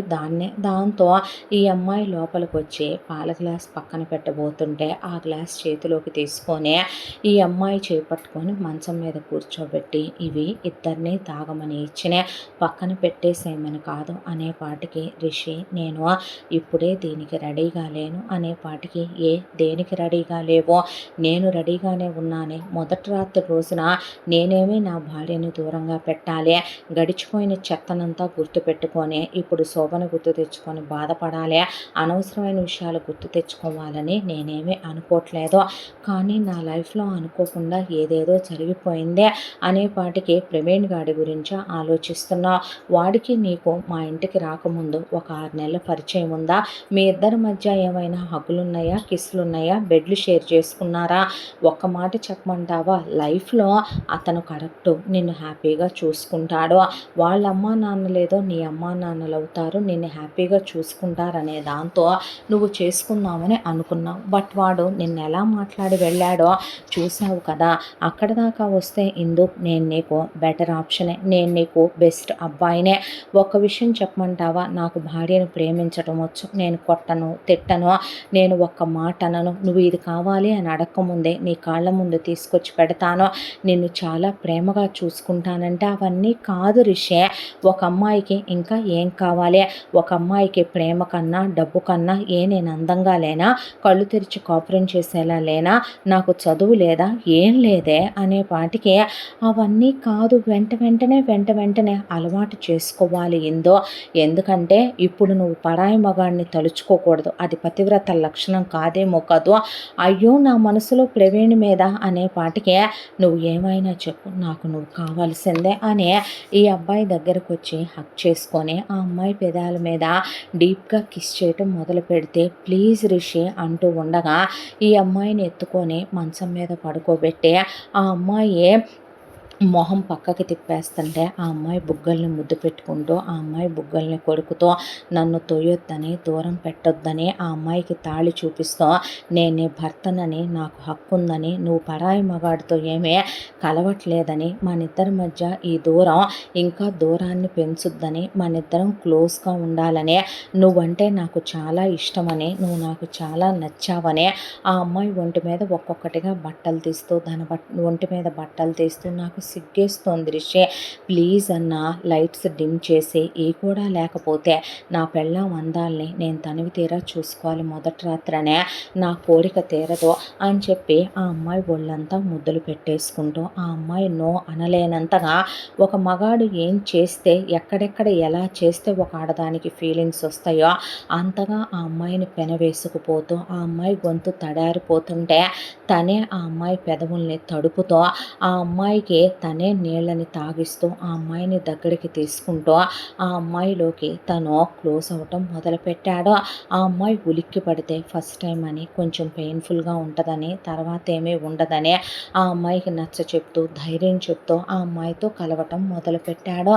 అలా ఆ అమ్మాయి కూడా ఒకవైపున ఈ అబ్బాయి ఇబ్బంది పెడుతున్నాడు, ఆగమన్నా ఆగలేదు, తొందర పడిపోతున్నాడు, పెళ్ళయిందనే హక్కుతో ఇలా చేస్తున్నాడు అని అనిపించిన నో అనలేనంత ఫీలింగ్స్ ఈ అబ్బాయి తెప్పించేపాటికి ఈ అబ్బాయిని వీపు మీద చేసి దగ్గర తీసుకొని తలలోకి చేతులు పోనిచ్చి దగ్గరికి తీసుకొని ఆ అమ్మాయి కూడా అరుస్తూ మూలుగుతో ఈ అబ్బాయితో కలిసిపోయి ముడిపడిపోతూ మెలిక పడిపోతూ ఇద్దరు ఒకళ్ళల్లో ఒకళ్ళు మమేకమైపోతూ క్లోజ్ అయ్యాక ఆ అమ్మాయి అటు తిరిగి పడుకోపోతే అలా తిరగకూడదు రమ్మనమని తన గుండెల మీదకి లాక్కొని ఆ అమ్మాయి చేతి వేళ్లలోకి తన చేతి వేళ్ళు పోనిచ్చే చెరిగిన ఆ అమ్మాయి అబ్బాయి బొట్టు వైపు చూస్తూ ఆ అమ్మాయే నుదురు మీద చెమట పడితే తన పెదాలతో ముద్దు పెట్టుకొని తన చేత్తో ఆ చెమటను తుడుస్తూ ఆ అమ్మాయిని దగ్గరికి తీసుకొని అలిసిపోతున్న ఆ అమ్మాయి గుండెల్ని ముద్దు పెట్టుకుంటూ ఈ అబ్బాయి ఎగసిపడుతున్న గుండెల మీద అమ్మాయిని పడుకోబెట్టుకున్నాడు.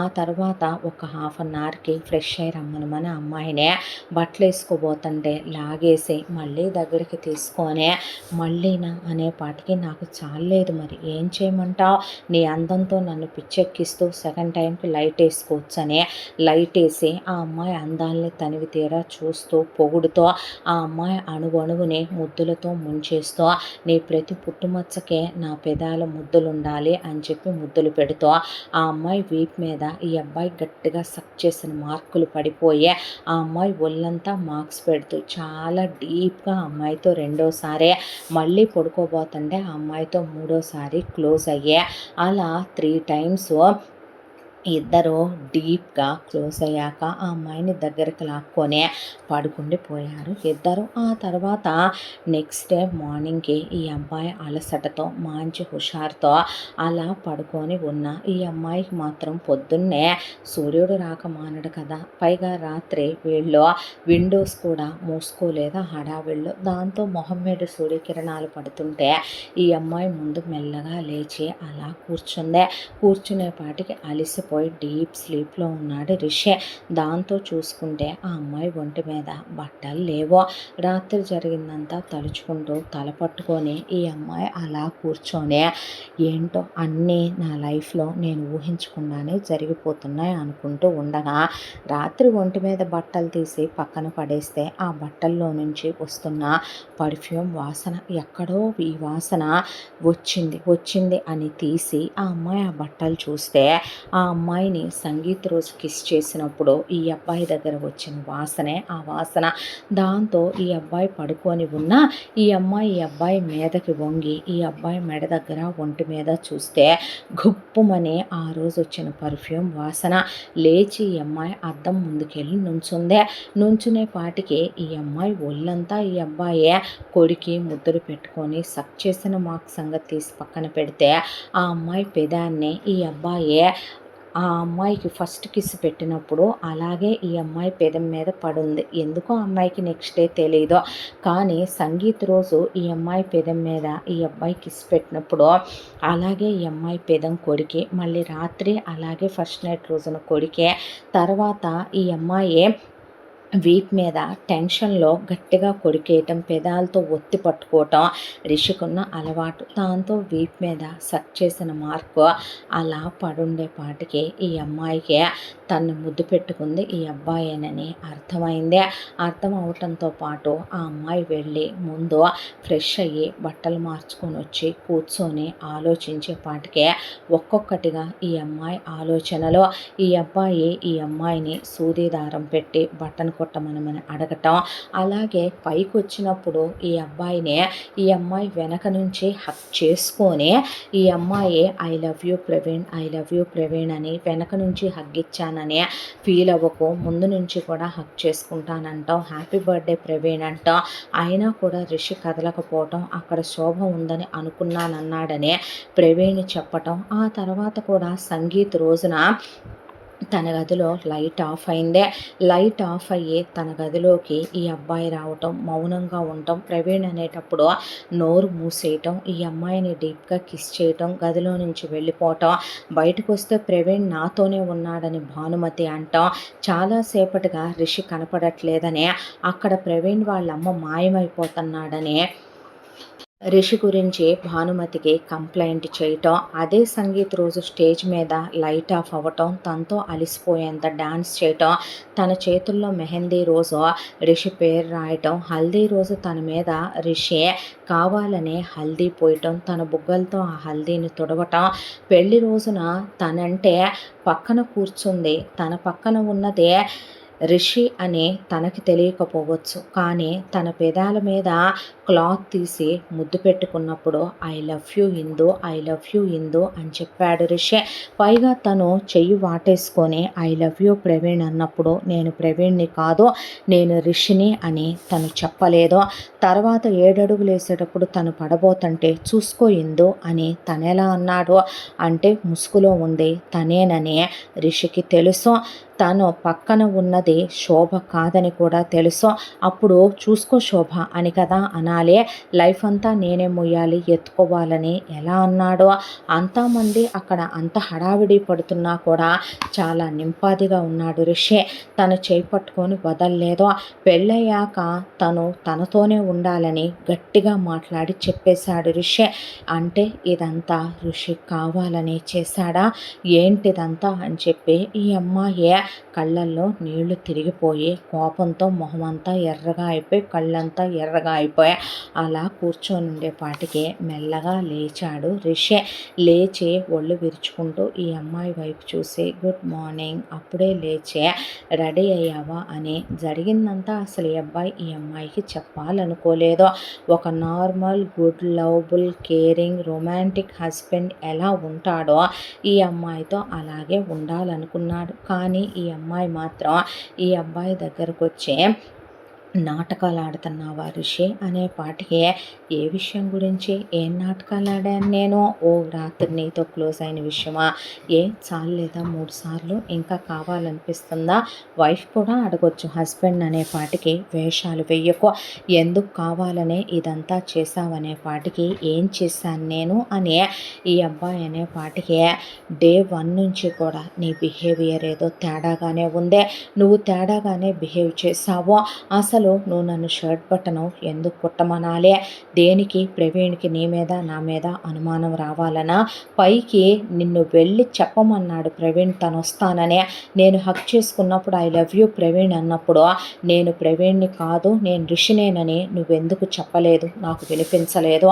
అని ఈ అబ్బాయి లేచి టవల్ కట్టుకునే పాటికి వినిపించలేదా అంటే వినిపించలేదు.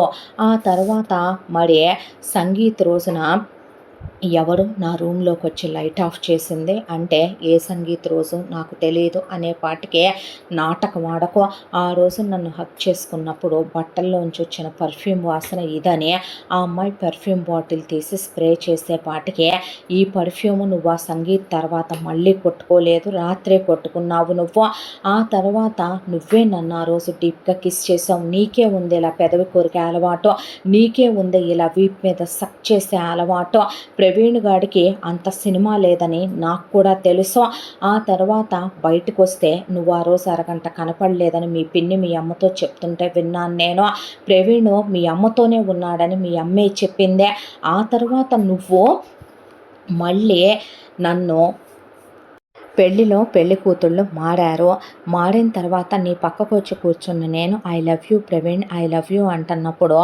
నవ్వావు, నువ్వు ఏమీ మాట్లాడలేదు, నేను మాట్లాడుతుంటే అంటూ ఉన్నావు, నేను ప్రవీణ్ని కాదు నేను అక్కడుంది రిషిని అని నువ్వు ఎందుకు చెప్పలేదు, పెళ్లి కూతుళ్ళు మారారని నీకు తెలుసు కదా, నువ్వు తాళి కట్టిన తర్వాత నా పెదవుల వరకు మాత్రమే క్లాత్ పైకని లిప్ లాక్ పెట్టుకొని I love you Indu I love you అన్నావు, అంటే నీ పక్కన ఉన్నది శోభ కాదని ఇందు అని నీకు తెలుసు కదా, లేదంటే నువ్వు I love you Shobha I love you Shobha అని చెప్పాలి, కానీ ఐ లవ్ యూ ఇందు అనే ఎలా చెప్పావో, 7 అడుగులు వేసేటప్పుడు నేను పడబోతుంటే జాగ్రత్త ఇందు అన్నావు, జాగ్రత్త శోభ అనాలి కదా, నన్ను ఎత్తుకొని తిప్పేటప్పుడు కూడా ఐ లవ్ యూ ఇందు మొదట అడుగు రెండో అడుగనే 7 అడుగులకి ఎలా చెప్పావు నువ్వు అనే పాటికి ఈ అబ్బాయి అవును అయితే ఏంటే అన్నీ తెలిసే చేశాను, ఇప్పుడు ఏంటైతే షెర్లక్ హోమ్స్ లాగా ఇన్వెస్టిగేషన్ చేసే లేడీ షెర్లక్ అయిపోయి మొత్తం ఇప్పుడు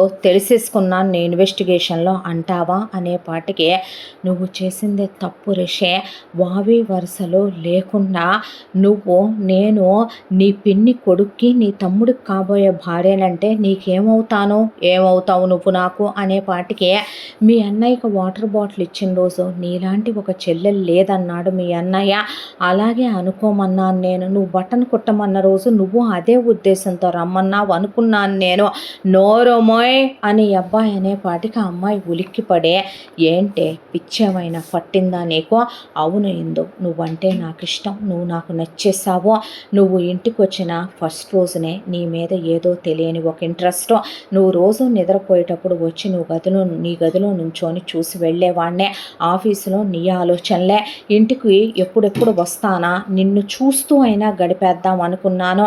నాకు నేను 100 సార్లు నేను చేసే తప్ప ఒప్ప అన్న నా మనసు నా బుద్ధే నా మాట వినలేదు. అంటే నీ మనసు నీ బుద్ధే ఏది చేయమంటే వావి వరుసలు మర్చిపోయే అది చేసుకుంటూ వెళ్ళిపోతావా నువ్వు అనే పాటికే వావి వరుసలు మర్చిపోయానా? ఏం మర్చిపోయాను? ఏం తప్పు చేశానే? నువ్వేమైనా వాడి పక్కలో పడుకున్నావా? నువ్వేమైనా వాడితో కొన్ని సంవత్సరాలుగా ప్రేమలో ఉండేంత జెన్యూన్ పర్సన్ వాడు క్యాలిక్యులేషన్లు లేకుండానే నిన్ను చేసుకుంటున్నాడు అనుకుంటున్నావా? అక్కడ దాకా వస్తే నిన్ను స్ట్రైట్గా ఒక మాట అడుగుతాను. నువ్వు చాలా మంచిదానివే, దేవుణ్ణి నమ్ముతావో, మీ అమ్మా నాన్నల గురించి నీ కులం గురించి నువ్వు అనాథవని ఏదో శోభ మాట్లాడిందని వేసిన ఒక పెగ్గుకే దానికి అంత లెక్చర్ ఇచ్చావు కదా పార్టీలో. నెక్స్ట్ డే నేను నిన్ను అడిగాను కదా, ఇందో నా లైఫ్ ఇది చెప్పు, ఏమైనా విన్నావా దాన్ని గురించి అంటే, మనకెందుకులే వాళ్ళ లైఫ్ ఏమైపోతే ఇదైపోతే అని బూతులు మాట్లాడుతూ అక్కడ దాకా వస్తే వాడు థర్డ్ పర్సను. నేను నా ప్రవీణ్ గాడితో హ్యాపీగా ఉంటే చాలే అని చెప్పి నువ్వు చెప్పావా? అక్కడి నుంచి తాగిన మత్తులో అన్నానని వెళ్ళిపోయావు. నేను అది 100 మంది పక్కల్లో పడుకున్నా దాన్ని చేసుకునేంత తీసిపోయిన నా కొడుకునా నేను. అలాంటి దాన్ని నాకిచ్చి చెయ్యాలని నువ్వు అనుకోవచ్చా? అక్కడ దాకా వస్తే నా లైఫ్లో నేనంతకు ముందు ఎవరైనా సెట్ అవుతారా అనుకున్న వాళ్ళతో కూడా నేను మా అన్న తప్పులు చేయలేదే.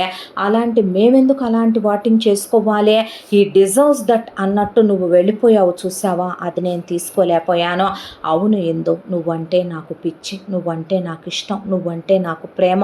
ఒక విషయం చెప్పనా? ఆ సంగీత్ రోజున నువ్వు శోభ గురించి మాట్లాడకముందు నేను నీ గురించి ప్రవీణు వాళ్ళమ్మ మాట్లాడుకున్నదే ఇది విన్నాను. ఒకసారి వీడియో తీశాను చూడమని.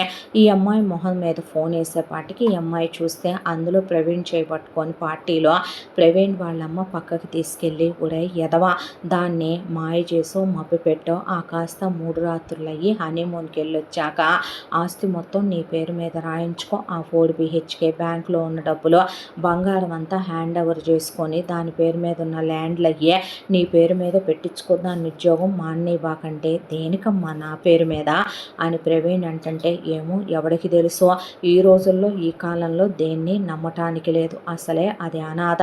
కొంతకాలం పోయిన తర్వాత నువ్వు నచ్చలేదనో మేము నచ్చలేదనో అదే విడాకులే తీసుకొని వెళ్ళిపోవాలనుకుంటే అప్పుడు ఆస్తి దాని పేరు మీద ఉంటే మనం మళ్ళీ రోడ్డు మీదకి వద్దామా?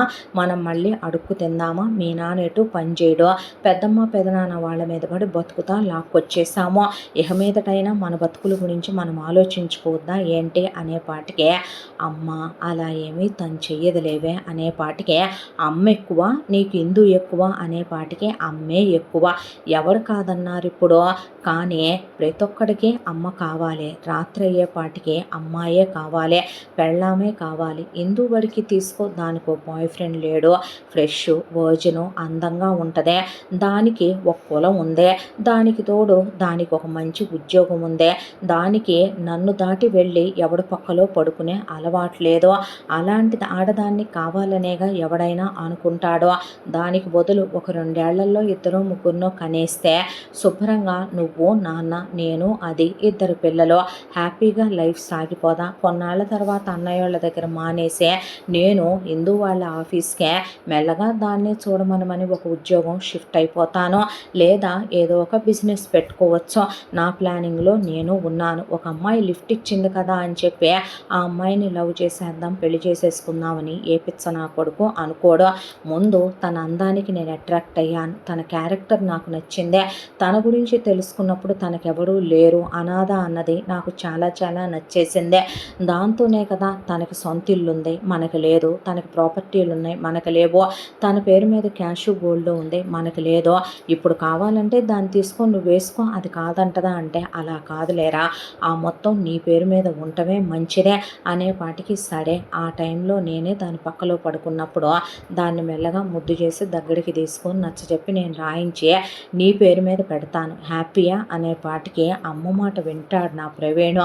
బంగారం డబ్బుల కోసం కాకపోతే ఏముందండా దీన్ని చేసుకోవటానికి మనం అనేపాటికి, ఏముందంటే నువ్వు చూసేది నువ్వు చూసావు, నేను చూసేది నేను చూశానులే, దానిలో పద అని చెప్పి అక్కడి నుంచి వాళ్ళు వెళ్ళిన దాకా ఉంది. అందులో ఉండేపాటికి ఈ అమ్మాయి కళ్ళల్లో నీళ్లు తిరిగిపోయి, నీ గురించే వాడుకున్న ప్రేమ అదే, కానీ నేను నిన్ను జెన్యూన్గా ప్రేమించాను, నీ క్యారెక్టర్ని ఇష్టపడ్డాను. ఎందుకో తెలుసా, మా అమ్మ చెప్పిందే, నువ్వు ఇంట్లో ఉండే ఎంతో పనిలో మా అమ్మకి హెల్ప్ చేసి సాయం చేసి ఒక కూతురులా ఉన్నావనే. మా నాన్న చెప్పే సోది మేమే వినమే, అన్ని గంటలు వింటావు నువ్వు, ఒక్క మాట అనవు మా నాన్ననే. మా అన్నయ్య పిల్లల్ని మా వదిన పట్టించుకోదు, అమ్మగా నువ్వు పట్టించుకొని నువ్వు కేర్ తీసి చూసుకుంటావు. మా అన్నయ్య అన్నాడు లైఫ్లో అన్నీ ది బెస్ట్ అయినా మన ఓవర్టేక్ డామినేట్ చేసి వెళ్ళిపోయాడు ప్రవీణ్ గాడు, అలాంటి అమ్మాయి లైఫ్లో ఉంటే హ్యాపీగా ఉంటుందనే. ఎంతవరకు లైఫ్లో అన్నీ బెస్ట్ అనుకున్న నేను ఎందుకు నిన్ను వదిలేసుకోవాలి, క్యారెక్టర్లెస్ శోభని నేనెందుకు చేసుకోవాలి. ప్రవీణ్ నిన్ను డిజర్వ్ చేసుకునే పర్సనే అయితే గనక, ప్రవీణ్ నువ్వు లేనిది బ్రతకలేనే గొప్పోడే అయితే గనక, వాడిదంత గొప్ప ప్రేమే అయితే గనక ఈ జన్మకు నిన్ను నేను దక్కించుకోలేకపోయాననే బాధతోనే పెళ్లి చేసుకోకుండానైనా ఇలా ఉండిపోయేవాడిని ఇందో. కానీ ప్రవీణు నిన్ను డిజర్వ్ చేసుకునే పర్సన్ కాదు, శోభ నన్ను డిజర్వ్ చేసుకునే పర్సను కాదు. ఇప్పుడు మనం అల్లరయ్యే మనం రచ్చవటం ఎందుకు, అప్పుడు ఇదంతా నువ్వు నాకు చెప్పాలి కదా, నేను నీకు చెప్పలేదన్నావో, నేను వాణ్ణి చేసుకొని ఉండేదాన్నని నీకు తెలుసా. అప్పుడు జరిగేదేంటి, నువ్వు వాణ్ణి చేసుకోవు, నన్ను చేసుకోవు, కానీ శోభనైతే నేను చేసుకోవాలి కదా. అలా కాకుండా వాడికి శోభ కరెక్టో, శోభ వాళ్ళు మా నాన్న పరువు తీయకూడదు కదా. నువ్వు అనవసరంగా 10 మందిలో అల్లరవ్వటం ఎందుకు, వాడికి శోభే కరెక్టో, వాళ్ళిద్దరినీ ఓ జంట చేశాను కదా. మళ్ళీ వాళ్ళు మన లైఫ్లోకి ఎప్పుడూ రాకూడదని నేనేం అనుకోలేదు. మా పిన్నే వాళ్ళకి మాటిచ్చి మరీ వాళ్ళ అబ్బాయిని ఇల్లరికం పంపుకుందే, మా కంపెనీలో ఉద్యోగాలు మానిపించుకున్నారు, వాళ్ళకి వాళ్ళే ఒక ఫ్యామిలీని అరేంజ్ చేసుకున్నారు కదా, వాళ్ళేమీ నాశనం అయిపోలేదు కదా అనేపాటికే నాకు ఈ పెళ్ళి, నాకు ఈ లైఫ్, నాకు ఇలాంటి ఒక బ్రతుకు వద్దు ఋషే, నాకు విడాకులు కావాలి, నేను వెళ్ళిపోతాను ఇక్కడి నుంచి అనేపాటికి, ఏంటి అంటే రాత్రి నన్ను అడిగావా, నా ఇష్టంతో సంబంధం లేకుండా ఒక ఆడదానికి ఫీలింగ్స్ వచ్చేలా చేసే, ఆడదానికి ఒక వయాగ్రా టాబ్లెట్ మింగిచ్చినట్టే ఉంది రాత్రి నీ బిహేవియర్. ఒక ఆడదానిగా నాకు మనసుంటది రిషి, నాకు ఫీలింగ్స్ ఉంటాయి, నువ్వు అది అర్థం చేసుకున్నావా, రాత్రి నేను చెప్పేది వినిపించుకున్నావా, ఏదో నీ ఇష్టానికి నువ్వు నా మీద పడిపోయి నీకు నచ్చినట్టుగా కోరిక తీర్చుకోవటం గొప్పతనం అనుకుంటున్నావా. అసలు నాకు బుద్ధి లేదో, నేను వాడిని నా లైఫ్లోకి రానివ్వటమే నా తప్పు, ఆ తర్వాత మీ ఇంటికి రావటం నా తప్పు. నేను ఈ ఇంట్లో ఈ మనుషుల మధ్య ముఖ్యంగా నీతో నేను ఇన్ని పడాలని నాకు రాసుందో ఏమో, కానీ ఇంకా నాకు ఇవన్నీ భరించే ఓపిక లేదు. దయచేసి నాకు విడాకులు ఇచ్చేసే రిషి, నేను నీ లైఫ్లో నుంచి వెళ్ళిపోతాను. నువ్వు శోభనే చేసుకుంటావో, నీకు నచ్చిన వాళ్ళని చేసుకుంటావో, నాకు ప్రశాంతత కావాలి నా లైఫ్లో, నా బ్రతుకు నాకు నచ్చినట్టుగా ఉండాలి. నా బ్రతుకుతో బొమ్మలాట ఆడి 3 ముక్కలాట ఆడే రైటు ఎవ్వరికీ లేదు అనేపాటికి, ఈ అబ్బాయి ఇంకాపుతావా, చాలా మాట్లాడేసావు ఇప్పటికీ అనేపాటికి ఈ అమ్మాయి అలా చూస్తూ ఉండగా వార్డ్రోబ్లో నుంచి డాక్యుమెంట్స్ తీసే ఈ అమ్మాయి ఎదురుగా పెట్టేపాటికి ఈ అమ్మాయి అలా చూస్తుంటే, ఏంటవే అనుకుంటున్నావా, పాపం దిక్కు లేకుండా నిన్ను మీ నాన్న వదిలేసి వెళ్ళిపోతే, అనాథాశ్రమం బామ్మ తాతయ్య వాళ్ళ పిల్లలు వాళ్ళని వదిలేసి వెళ్ళిపోయారనే వాళ్ళ ఇంటిని వాళ్ళు అనాథాశ్రమంగా మార్చుకుని మీ అందరికీ ఆశ్రయం కల్పించారు. అలాంటి ఆ బామ్మ తాతయ్యల కొడుకులు అబ్రాడ్ నుంచి తిరిగి వచ్చే, అది కోట్ల రూపాయల ఆస్తి అని తాతల కాలం నుంచి అది వస్తోంది, దాని మీద వాళ్ళ నాన్నకి హక్కు లేదని డాక్యుమెంట్ సెంటిమెంట్లు పుట్టించి వాళ్ళదే అమ్మేయడానికి సిద్ధపడ్డప్పుడు అది నేనే కొన్నాను. ఇప్పుడు అది మనదే. నువ్వు ఏదైనా ఇప్పుడు ఎక్స్ట్రాలు మాట్లాడే నేను నీకు విడాకులిద్దామని అస్సలు అనుకోవటం లేదు. మన మధ్య ఏ విషయం జరిగినా అది ఈ 4 గోడల మధ్యే ఉండాలి. ఈ 4 గోడలు దాటి అది బయటికి వెళ్ళినా, మా అమ్మా నాన్నల దాకా వెళ్ళినా, ఈ విషయాల గురించి ఎవరితోనైనా డిస్కస్ చేసినా, మాట్లాడినా నాలో నువ్వు మరొక మనిషిని చూస్తావు. నువ్వు అనుకునేంత మంచోడినేమీ కాదు నేను. నువ్వు సెల్ఫిషే అనుకుంటావో, చెడ్డోడినే అనుకుంటావో, నా లైఫ్ నేను అనుకున్నట్టు నాకు హ్యాపీగా ఉండటం, నీతో ఉండటం నాకు అవసరం. నువ్వు ఏదైనా పిచ్చి పిచ్చి వేషాలు వెయ్యాలి అనుకుంటే నీ 4BHKలో తీసుకెళ్ళి నువ్వు బామ్మ వాళ్ళని, తాతయ్యని అయితే ఉంచుకోగలవు. కానీ వాళ్ళతో పాటు అక్కడ 200 మంది అనాథ పిల్లలు కూడా ఉన్నారు. నేను వాళ్ళకు ఫండ్స్ ఇస్తాను, వాళ్ళని చదివిస్తాను. వాళ్ళు ఏ స్పాన్సర్ల కోసం వెతుక్కోవాల్సిన అవసరం లేదో.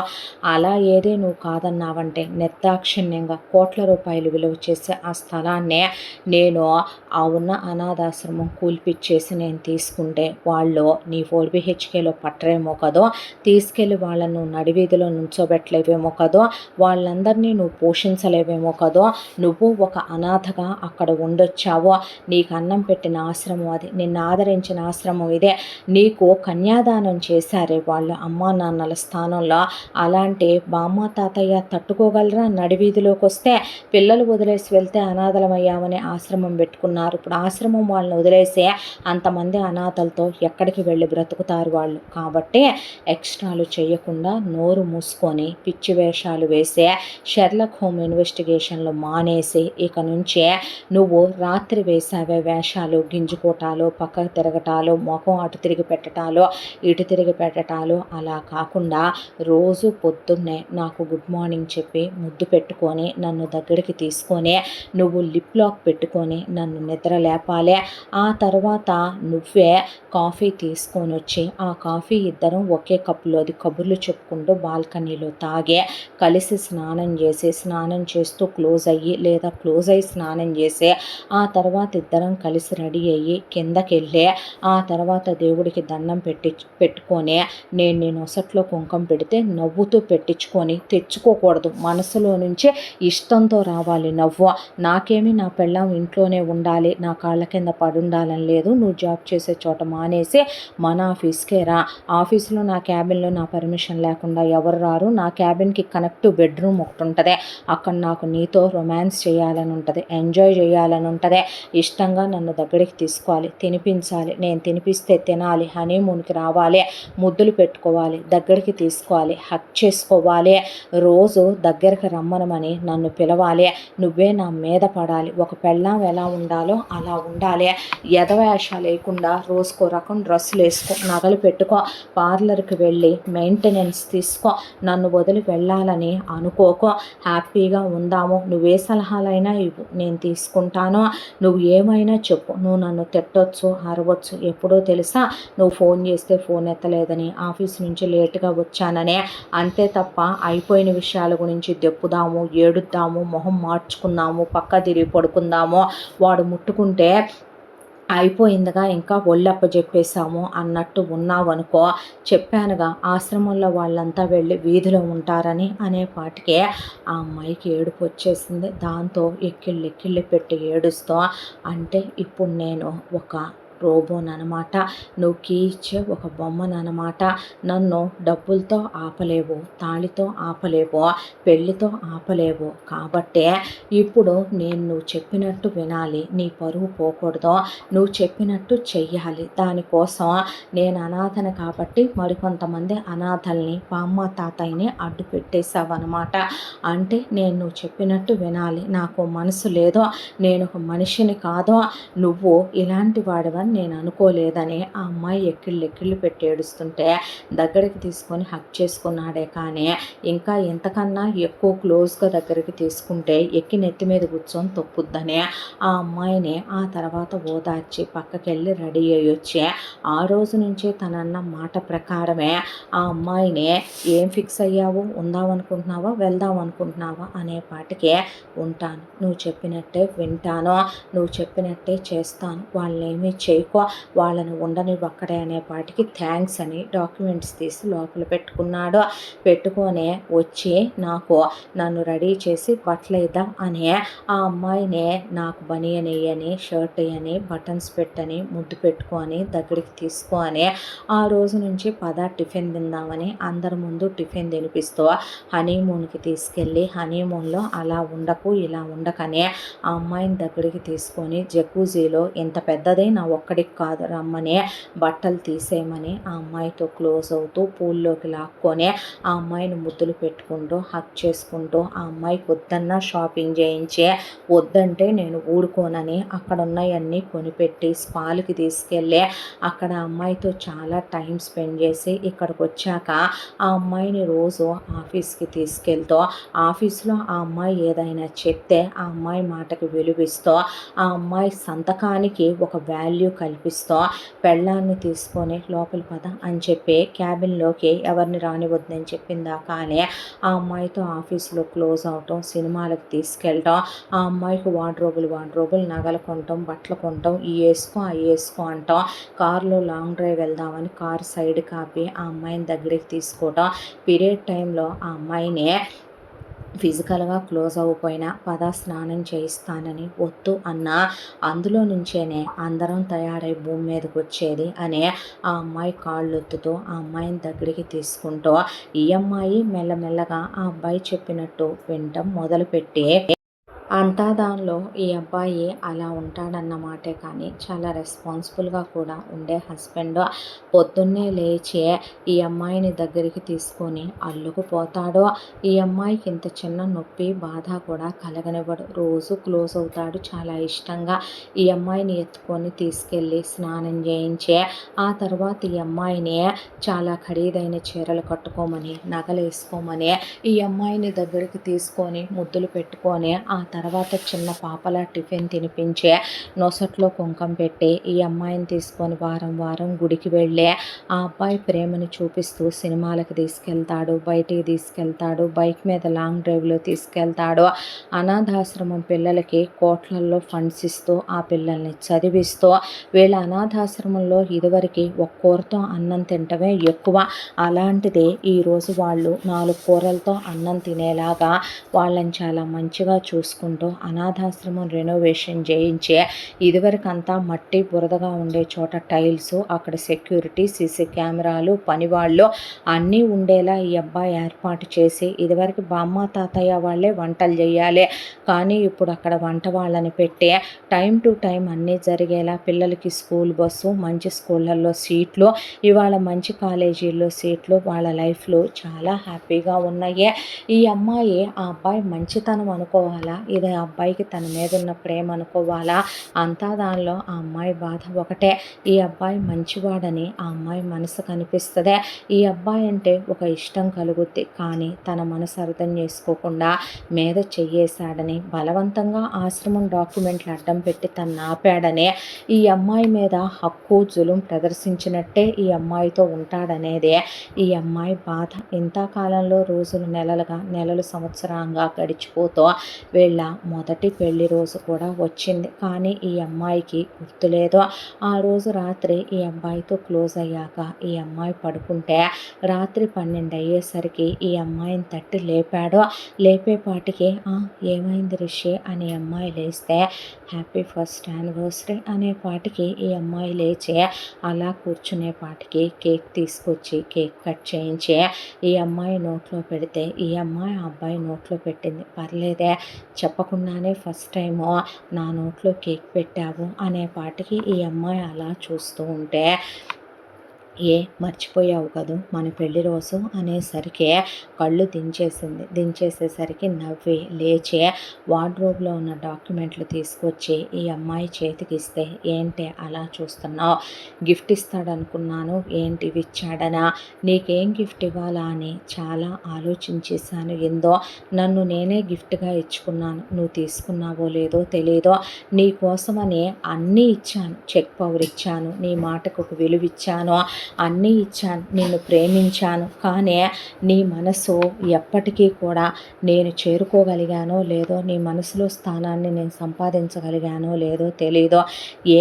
ప్రవీణ్ గారి బర్త్డే గుర్తుంటుంది, సర్ప్రైజ్ ఇవ్వటం గుర్తుంటుంది, వాళ్ళ అమ్మకి మదర్స్ డే చేయటం గుర్తుంటుంది. సంవత్సర కాలంగా నీతో కాపురం చేస్తున్నాను, అంత ప్రేమగా చూసుకుంటున్నాను. కష్టం నీ కాళ్ళ దగ్గరకు కూడా రానివ్వలేదు, ఒక్కసారి కన్నీళ్లు పెట్టనివ్వలేదు. క్లోజ్ అయ్యేటప్పుడు కూడా నువ్వెప్పుడూ అమ్మ అబ్బా అనే నువ్వు తీయగా మూలిగే మూలుగుళ్ళే తప్ప బాధతో మూలిగేలా ఎప్పుడూ చేయలేదు. అలాంటిదే మన పెళ్లి రోజు కదా, అలా ఎలా మర్చిపోయావు ఎందు అనే పాటికే ఆ అమ్మాయి అబ్బాయి కళ్ళల్లోకి చూస్తుంటే, పిచ్చిదానా, నేను కిరాతకుణ్ణి కాదే, దుర్మార్గుణ్ణి కాదు, ప్రేమికుణ్ణే.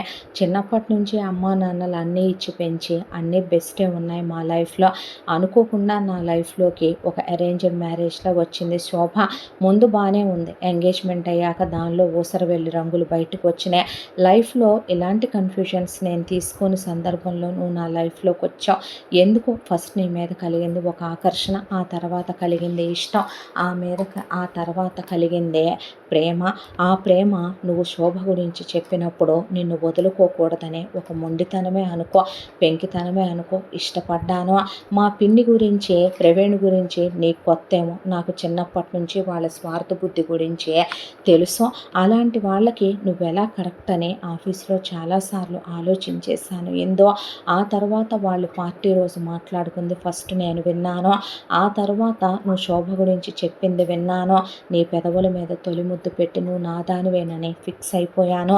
ఎందుకు నీకు వాడు, ఎందుకు నాకు అదే, లైఫ్ అంతా ఎందుకు మనకి మాత్రమే అలాంటి వాళ్ళని చేసుకుని కష్టాలు పడాలనే, మన రాతను మనమే ఎందుకు మార్చి రాసుకోకూడదు, దేవుడిచ్చిన అవకాశమేమో, అందుకే నిన్ను నేను కలిసామేమో అనుకున్నాను. చాలా ప్రేమించేశాను. ఇక ఈ డాక్యుమెంట్ల విషయం అంటావా, నిజంగా బామ్మ తాతయ్య వాళ్ళ కొడుకులు అమ్మేయాలనుకున్నారు. నేను అందరికన్నా ఎక్కువ పేమెంట్ ఇచ్చి ఆ అనాథాశ్రమం కొన్నాను. ఎందుకో తెలుసా, నీ మీద ప్రేమతో, నీ మీద ఇష్టంతో, నీ మీద ఉన్న పిచ్చితో. అది నా ఇందు పెరిగిన చోటు, నా ఇందునే ఒళ్ళో పెంచిన చోటు, నా ఇందుకు ఆశ్రయం కల్పించిన చోటు, నా ఇందుని ప్రొటెక్టివ్గా చూసిన చోటు, నా ఇందుకి చదువు చెప్పించిన చోటు అనే. చిన్నప్పటి నుంచి నేను ప్రతి క్షణం నీ పక్కనే లేనే. ఎన్నిసార్లు బాధపడతానో తెలుసా, నీ పక్కనే లేను, నీకు నేను చిన్నప్పటి నుంచి తినిపించలేదనే ఇప్పుడు తినిపించుకుంటాను. నువ్వు మెచ్యూర్ అయినప్పుడు నీ పక్కనే ఉండి చాలాసార్లు పీరియడ్ క్రాంప్స్ వచ్చి ఉంటాయిగా, అప్పుడు చూసుకోలేదనే ఇప్పుడు చూసుకుంటాను. నీకు నేను అమ్మనవ్వాలి, నాన్ననవ్వాలి, అన్నీ అవ్వాలనే తాపత్రయపడతాను. అనాథవి, దిక్కులేని దానివి, బామ్మ తాతయ్య వాళ్ళు నీకు కన్యాదానం చేశారని శోభ అందని నువ్వు బాధపడ్డావు. అలాంటి రోజు ఎప్పుడూ నువ్వు మనసులో కూడా అనుకొని బాధపడకూడదు. మీ నాన్న నిన్ను వదిలించుకొని వెళ్ళాడని నువ్వెప్పుడూ అనుకోకూడదని అందరి ప్రేమనే నీకు ఇవ్వాలనుకుంటాను. ఇక ఈ అనాథాశ్రమం నేను కొన్నది నా పేరు మీద కాదు. ఆ రోజు నువ్వు కోపంలో డాక్యుమెంట్లు తీసి చదవనే లేదో, నువ్వు చదవనే దాంతోనే నీకు ఇచ్చానులే. ఆ ఆశ్రమం నేను కొన్నదే నీ పేరు మీద, అది ఉన్నది నీ పేరు మీద. ఈరోజు వాళ్ళందరూ బ్రతుకుతుందే నీ నీడన, నీ చలవన. వాళ్ళకి వెళుతున్నటువంటి ఫండ్స్ నేను నీ పేరు మీద పెట్టిన మన షేరుల్లో నుంచే వస్తున్న ఇంట్రెస్ట్ల మీద నుంచి వెళుతున్నాయే. వాళ్ళకి ఈరోజు చదువు చెప్పిస్తున్న దేవత వినువు, అన్నం పెడుతున్న అమ్మ వినువు, ఆదరిస్తున్న కల్పవల్లి వినువు. ఆ పుణ్యం నీకే దక్కాలి, నీకు దక్కితే నాకు దక్కినట్టేననే నీ పేరు మీదే చేస్తున్నానే. ఇవన్నీ నీకు చెప్పాలనే అనుకున్నాను. కానీ చెప్తే నువ్వు వినిపించుకోవు, చెప్పినా నువ్వు నాతో ఉండవు. ఇందు భార్యాభర్తల మధ్య ఏ విషయం ఉన్నా 4 గోడల మధ్య ఉండాలి మా ఇంట్లో. అది మా మమ్మీ డాడీ మధ్య అయినా, మా అన్నయ్య వదినల మధ్య అయినా సరే. ఇప్పుడు నువ్వు వెళ్ళి మా అమ్మ నాన్నలకి చెప్తావు, పంచాయతీ పెడతావు, వీధులకు ఎక్కుతావు, విడాకులు తీసుకుంటావు, రోడ్డు ఎక్కుతావు. అందువల్ల నీకు నాకు వచ్చేదేముందే? దాంతోనే నీకు నా ప్రేమ అర్థం అవ్వాలి. కాలం ఏ గాయాన్నైనా మాన్పుద్దనే నమ్ముతాను నేను. దాంతోనే నా ప్రేమ నీకు అర్థమయ్యేలా తెలియచెయ్యాలనే ఈ సంవత్సరంగా నా ప్రేమ నీ మనసుని తాకాలని ప్రయత్నిస్తూనే ఉన్నాను. ఏందో ఇప్పుడు చెప్తున్నాను, నేను ఇంతకాలంగా చూసుకుందేంటో తెలుసా? నా చిన్నప్పటి ఇందునే నా కళ్ళకు కనపడుతుందే.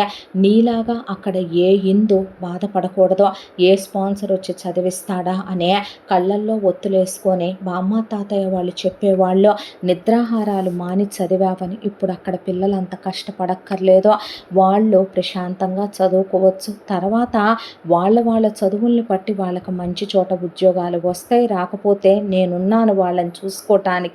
ఒక అమ్మగా నాన్నగా మనం కంటేనే కాదుగా మన పిల్లలు. నీకు ఇష్టమై నువ్వు కనకుండా వాళ్ళనే మనం పెంచుకుందామన్నా నాకే బాధ కూడా లేదే. నేను ఎప్పుడూ నీతో లేనే అనే బాధపడతాను. ఈరోజు నువ్వు నన్ను ఉన్నట్టు కన్సిడర్ చేయలేదు. చేస్తుంటే మన యానివర్సరీ నీకు గుర్తుండేది కదూ ఇందో. కానీ నీకు నచ్చినా నచ్చకపోయినా, ఇష్టం ఉన్నా లేకపోయినా ఐ లవ్ యూ ఇందో. లైఫ్ అంతా నువ్వు నన్ను భరించాల్సిందే. నచ్చకుండానే నాతో కాపురం చేయాలి, పిల్లల్ని కనాలి, బామ్మ అయిపోవాలి. ఒక రోజుకి నాకన్నా ముందు నువ్వు, నీకన్నా ముందు నేను పోవాలి. పోయిన తర్వాత అక్కడికి వచ్చి కూడా నేనేమి నిన్ను వదలను. నువ్వు నన్ను వదులుతానంటే నేను ఊరుకోను. ఐ లవ్ యూ అనేసరికి ఆ అమ్మాయికి ఏడుపు వచ్చి ఎక్కిళ్ళు పెట్టి ఏడ్చేసిందే. కన్ఫ్యూజ్ అయ్యానని, భయపడిపోయానని, టెన్షన్ పడ్డానని, నువ్వు అలా చెయ్యొచ్చా అని, నీ నుంచి నేను అది ఎక్స్పెక్ట్ చేయలేదనే, గిరిగీసేసినట్టు మాట్లాడావని, రూల్స్ పెట్టేశావని, బొమ్మనైనట్టు ఆడించేశావనే, ఒక సారీ కూడా చెప్పలేదనే, నన్ను ఇన్ని రోజులుగా నీ మీద ఇష్టం కలిగిందే, నీ మీద నమ్మకం కలిగిందే, కానీ నిన్ను ప్రేమించాలంటే నాకు భయం వేసింది అనే పాటికే, తల్లి నీకు 100 సార్లు సారీ. ఒకటి, నిన్ను బటన్ కుట్టమన్నందుకు సారీ, నువ్వు బర్త్డే రోజు హక్ చేసుకున్నప్పుడు నేనేనని చెప్పనందుకు సారీ, మోసం చేసి నిన్ను 2 సార్లు కిస్ చేసినందుకు సారీ, పెళ్లి చేసుకున్నందుకు సారీ. ఓకేనా అంటే నేను కూడా సారీ. శోభ విషయం నీ దగ్గర దాచాను, నేను కూడా సారీ. ప్రవీణ్ విషయంలో నేను నిన్ను అర్థం చేసుకోలేదు అనే పాటికే ఇంక ఇవన్నీ మర్చిపోదామా, హ్యాపీగా లైఫ్ స్టార్ట్ చేద్దామా అంటే, ఐ లవ్ యూ రిషి అనే పాటికి ఐ లవ్ యూ బంగారం అనే ఈరోజు కనపడుతుంది నీ కళ్ళలో నిజమైన ప్రేమ అనే పాటికే. నేను యానివర్సరీ గుర్తుపెట్టుకోలేదు కానీ నీ బర్త్డే గుర్తుపెట్టుకున్నాను. నీ బర్త్డేకి ఇద్దామని నేను కొన్నాననే ఆ అమ్మాయి ఓ గిఫ్ట్ ఈ అబ్బాయి మెడలో చైన్ కొందే. ఆ చైన్ ఈ అబ్బాయి మెడలో పెట్టేపాటికి పోయిందాకా తీయలేవే, నువ్వు ఇచ్చిన ఫస్ట్ గిఫ్ట్గా అనేపాటికి ఇష్టంగా ఆ రోజు అబ్బాయిని దగ్గరికి తీసుకుని చాలా ఇష్టంగా రోజు ఏదో ఇక అబ్బాయి అన్నాడనే దాంతో తెచ్చుకుంటుంది, ఫీలింగ్స్ అయినా నవ్వైనా. కానీ ఆ రోజు చాలా ఇష్టంగా దగ్గరికి తీసుకుని చాలా ఇష్టంగా వీళ్ళు క్లోజ్ అయ్యారు. ఆ తర్వాత నుంచే ఈ అబ్బాయితో ఈ అమ్మాయి ప్రేమగా ఉంటూ ఈ అబ్బాయి వాళ్ళ నాన్నతో రోజు కాసేపు కూర్చుంటుంది, వీళ్ళ అమ్మతో క్లోజ్గా ఉంటుంది. వీళ్ళ అన్నయ్యకి నిజంగా అమ్మాయి మరదల్లా కాదు, చెల్లెల్లా ఉంటుంది. వీళ్ళ వదిన అసలు ఆ అమ్మాయిని పట్టించుకోదు. తన పిల్లల్ని కూడా పిన్ని దగ్గరికి వెళ్ళండి అనే వీళ్ళ వదినలో నచ్చే గుణం అదే. వీళ్ళ అమ్మా నాన్నలకైనా, వీళ్ళ అన్నయ్యకైనా, ఈ అబ్బాయికైనా ఆ అమ్మాయి అనవసరంగా ఎవరిని ఏమీ అనదు. సువర్ణ పిల్లలు ఈ అమ్మాయికి బాగా అలవాటైపోయారు. రిషితో ఇందో చాలా హ్యాపీగా ఉంటాం, రొమాంటిక్గా ఉంటాం. ఆఫీస్లో అబ్బాయిని తనే దగ్గరికి లాక్కొని క్లోజ్ అవటం, బయటికి వెళ్ళొద్దాం అంటాం, మళ్ళీ ట్రిప్కి వెళ్ళి రావటం, హ్యాపీగా చాలా గ్రాండ్గా మామగారు అత్తగారు యానివర్సరీ సెలబ్రేషన్ చేసుకున్నారు. తర్వాత ఆశ్రమం దగ్గరికి వెళ్ళటం, బామ్మ తాతయ్యని చూడటం, రావటం, పిల్లల్ని చూసి రావటం, ఆ అమ్మాయి లైఫ్ చాలా హ్యాపీగా సాగిపోతూ 3 ఏళ్ల కాలం గడిచిపోయింది. టైం తీసుకుందాం గావే అంటే ఇంక ఊరుకో చాలులే అని ఈ అమ్మాయి ప్రెగ్నెంట్ అయింది.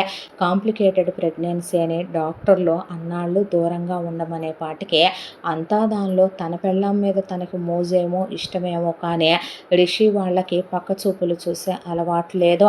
పెళ్ళాం కడుపుతో ఉంటే కాలు కింద పెట్టకుండా చూసుకున్నాడేమో కానీ వేరే ఆడవాళ్ళ వైపు తలెత్తి చూడటం, పెళ్ళాం మీద అంత యావుంది కాబట్టి బ్రేక్ వచ్చిందని వెళ్ళి ఎవరితో దాన్ని గోకి రావటం ఇలాంటివి ఎప్పుడూ చేయడు రిషి.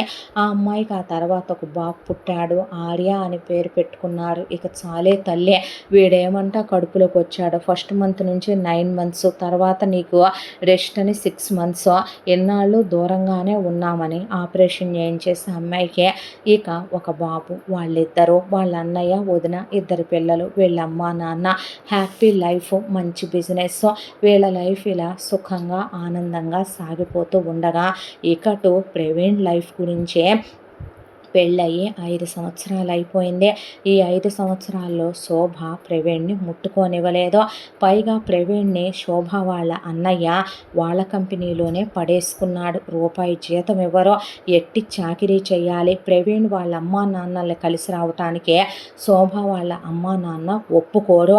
శోభ తన ప్రియుడితోనే వెళ్ళి ఇంటిమేట్ అయి రావటం, కడుపులు చేయించుకొని తీయించుకొని రావటం, ఈ అబ్బాయి ఎదురుగానే ఫోన్లు మాట్లాడటం, ఈ టార్చర్ నేను తట్టుకోలేనండి, నేను విడాకులు ఇచ్చేస్తాను, 5 ఏళ్లుగా మీ అమ్మాయితో నరకం భరిస్తున్నాను, నా వల్ల కాదు కూడదని నన్ను కట్టడి చేయాలనుకుంటే నేనే పోలీస్ స్టేషన్కి వెళ్ళి కేసు పెట్టి నేనే మీడియాలకు ఎక్కుతానని ప్రవీణ్ అనేపాటికి వాళ్ళ పరువు పోద్ది. ఇప్పుడు వ్యాపారస్తుల ముందు తలెత్తుకోలేము నలుగురు ముందు సమాజంలో అని శోభ ప్రేమించిన పవన్ గారి దగ్గరికి వెళ్ళి వాడి కాళ్ళు గడ్డాలు పట్టుకొని ఎంత కావాలో చెప్పని వీళ్ళే ఒక సంబంధం చూసి వాడికి పెళ్లి చేసి వాడిని అబ్రాడ్ పంపించేశారు. ఆ తర్వాత శోభ మరి నా వాడిని నాకు దూరం చేసినప్పుడు నువ్వే రారా నా పక్కలోకి అని చెప్పి ప్రవీణ్ని ట్యాబ్లెట్లు వేసుకో, వాడు సుఖపెట్టినంత నువ్వు సుఖపెట్టలేకపోతున్నావు, నన్ను వాడు క్లోజ్ అయినంత నువ్వు అవ్వలేకపోతున్నావని రోజుకు 5-6 సార్లు ప్రవీణ్తో క్లోజ్ అయ్యి పిల్లలు పుడితే మారుద్దేమో, ఆ యావ తగ్గుద్దేమోనని 3 కన్నాడు ప్రవీణ్. కన్న తర్వాత కూడా శోభ ప్రవీణ్ని గదిలోకి రమ్మంటదే, ఆఫీస్ నుంచి ఫోన్ చేయమంటదే. ఈ ఇంత దాంట్లో ప్రవీణ్ శోభతో పక్కలో పడుకున్నప్పుడు మా అమ్మ నాన్న అలమటించిపోతున్నారు, నాకు రూపాయి జీతం కూడా ఇవ్వట్లేదు మీ అన్నయ్య, ఇలాగైతే ఎలాగా, ఇప్పుడు నాకు కొన్ని అవసరాలు ఖర్చులు ఉంటాయి, మనకి 3 పిల్లలు పుట్టారు, ఇంకా నిన్ను వదిలిపెట్టి నేను ఎక్కడికి వెళ్తాను, ఇప్పుడు నీకు వయసు అవుతుంది నాకు వయసు అవుతుంది, ఇప్పుడు నువ్వు బయటికి వెళ్ళి ఎవరితోనూ తిరగలేవు, నేను దేనితోనూ తిరగనని 100 అష్యూరెన్స్లు ఇచ్చిన తర్వాత శోభ వాళ్ళ అమ్మ నాన్నకి చెప్తే శోభ వాళ్ళ అన్నయ్యని 1,00,000 రూపాయలు పడేయమన్నారు ప్రవీణ్కి. ప్రవీణ్ ప్రభావతిని గంగాధర్ని సంవత్సరానికి ఒక్కసారి తప్ప కలవటానికి వీల్లేదు. ప్రతి నెల 1,00,000 రూపాయల్లో 50,000 తన ఖర్చులు ఉంచుకొని ఒక 50,000 వాళ్ళమ్మకి అకౌంట్లో వేస్తాడు. వాళ్ళ అమ్మ నాన్నని కలవటానికి వెళ్ళినప్పుడు మాకు అసలు ఒంట్లో బాగోటం లేదని, ఇన్నేళ్లుగా నేను వంట పనులకు వెళ్ళానని, మీ నాన్న పనిచేయడని, మీ నాన్నను పోషించి అలిసిపోయానని, నువ్వు వచ్చేసేయ్యా దాన్ని వదిలేసి అనేపాటికి ఏం చేయను వచ్చే, నీ స్వార్థానికి నీ దుర్బుద్ధికి వచ్చినాయి ఇవన్నీ కూడా, చిన్నప్పటి నుంచి నీ మొగుడిని నువ్వు పనిచేయమని చెప్పింది లేదు, ఆ పోడంబోకలోడు తిని కూర్చొని పెద్దమ్మ వాళ్ళ మీద పడి బతికేస్తే సిగ్గు శరం లేని ఎదవని నేను, దేవుడు ఉద్యోగం ఇచ్చే అందరికీ ఒక అవకాశం ఇస్తాడన్నట్టు కొబ్బరికాయలో పువ్వు దొరికినట్టు హిందూ దొరికిందే, దొరికిన హిందూనే నేనే నీ తప్పుడు మాటలు వినే ఆస్తులు రాయించుకుందాం అది ఇది అని చెప్పి ఎత్తుకెళ్ళి వాళ్ళింట్లో వదిలిపెట్టి నేను రిష్గాడి కోసం హిందువుని తీసుకెళ్ళినట్టుంది వాళ్ళింటికి, దీన్ని చేసుకొని నా కర్మకే ఇది వేరే వాడి పక్కలో పడుకుంటుంటే భరించే, వాడి పక్కలో పడుకొని వాడి మొత్తం కడుక్కొని నేను దీంతో కాపురం చేసుకొని 3 కన్నాను, ఇప్పుడు వాళ్ళని వదిలేసి వచ్చి నీ మొగుళ్ళా తయారవనా నేను, నా పిల్లల్ని అనాథాలు చేసుకోమంటావా నన్ను, మీరు బ్రతుకున్నంతకాలం నెలకొక 50,000 పడేస్తాను, మీరు పోయిన రోజు తలకొరి పెట్టాలి పెట్టాలి కాబట్టి తగలేస్తాను. ఇక ఇంతకు మించి నేను చేయగలిగిందేమీ లేదు. నాలాంటి ఎదవలందరికీ నా కథ చెంపపెట్టవ్వాలి. ఎవరికైనా బుద్ధి జ్ఞానం ఉండాలి. దేవుడు ఇచ్చిన దాన్ని డిజర్వ్ చేసుకోవాలి. అమ్మ చెప్పింది, నాన్న చెప్పాడు, అక్క చెప్పింది, చెల్లి చెప్పింది, అన్న చెప్పింది, వదిన చెప్పింది, తమ్ముడు చెప్పాడని ఇంటే బతుకులు ఇలాగే ఏడుస్తే ఎవరి లైఫ్ వాడు చూసుకోకపోతే ఒక రోజుకి అమ్మ ఉండదు, అబ్బా ఉండడు, అక్కకి బావుంటాడు, చెల్లికి మొగుడుంటాడు, అన్నకి వదిన ఉంటుంది. మనకే ఎవడూ లేకుండా అనాథ కుక్కలమై ఏడవాల్సి వస్తుందని నాకు బాగా తెలిసిందే. మొత్తానికి నేనెందుకు ప్రేమించానో, నాకెందుకు లిఫ్ట్ ఇచ్చిందో, నాకెందుకు కనపడిందో కానీ ఇందో తీసుకెళ్ళి రిషిగాడికి అప్పచెప్పి వాళ్ళ లైఫ్ మాత్రం నేను చక్కగా తీర్చిదిద్దొచ్చే నా కింద నేనే కుంపటి పెట్టుకున్నాను. ఇంకా అనవసరంగా నా లైఫ్లో ఇప్పటికి ఇలాగైనా ఏడుస్తుంది. పర్వాలేదులే, నాకు అలవాటేగా, సెకండ్ హ్యాండ్ నా కొడుకునేగా ఫస్ట్ నుంచి. అన్నీ అలాగే వాడుకొని ఏడవటం, ఇప్పుడు కూడా అలాగే వాడుకొని ఏడుస్తాను ఎళ్ళమ్మా అనేసి అలా సాగిపోవటం మొదలైంది ప్రవీణ్ లైఫ్. ఇలా ఈ కథ సుఖాంతమైంది. ఇంతటితో ఈ కథ సమాప్తం. మళ్ళీ మరొక మంచి కథతో కలుసుకుందాం. తప్పకుండా మన ఛానల్ని లైక్ చేయండి, షేర్ చేయండి, సబ్స్క్రైబ్ చేయండి, బెల్ ఐకాన్ క్లిక్ చేసి ఆల్ అనే బటన్ని ప్రెస్ చేయడం మర్చిపోకండి. ఇంత మంచి కథను మనకు అందించిన కథా రచయిత్రి సాయి లలిత గారు. మరో మంచి కథతో మళ్ళీ కలుసుకుందాం. Thank you so much.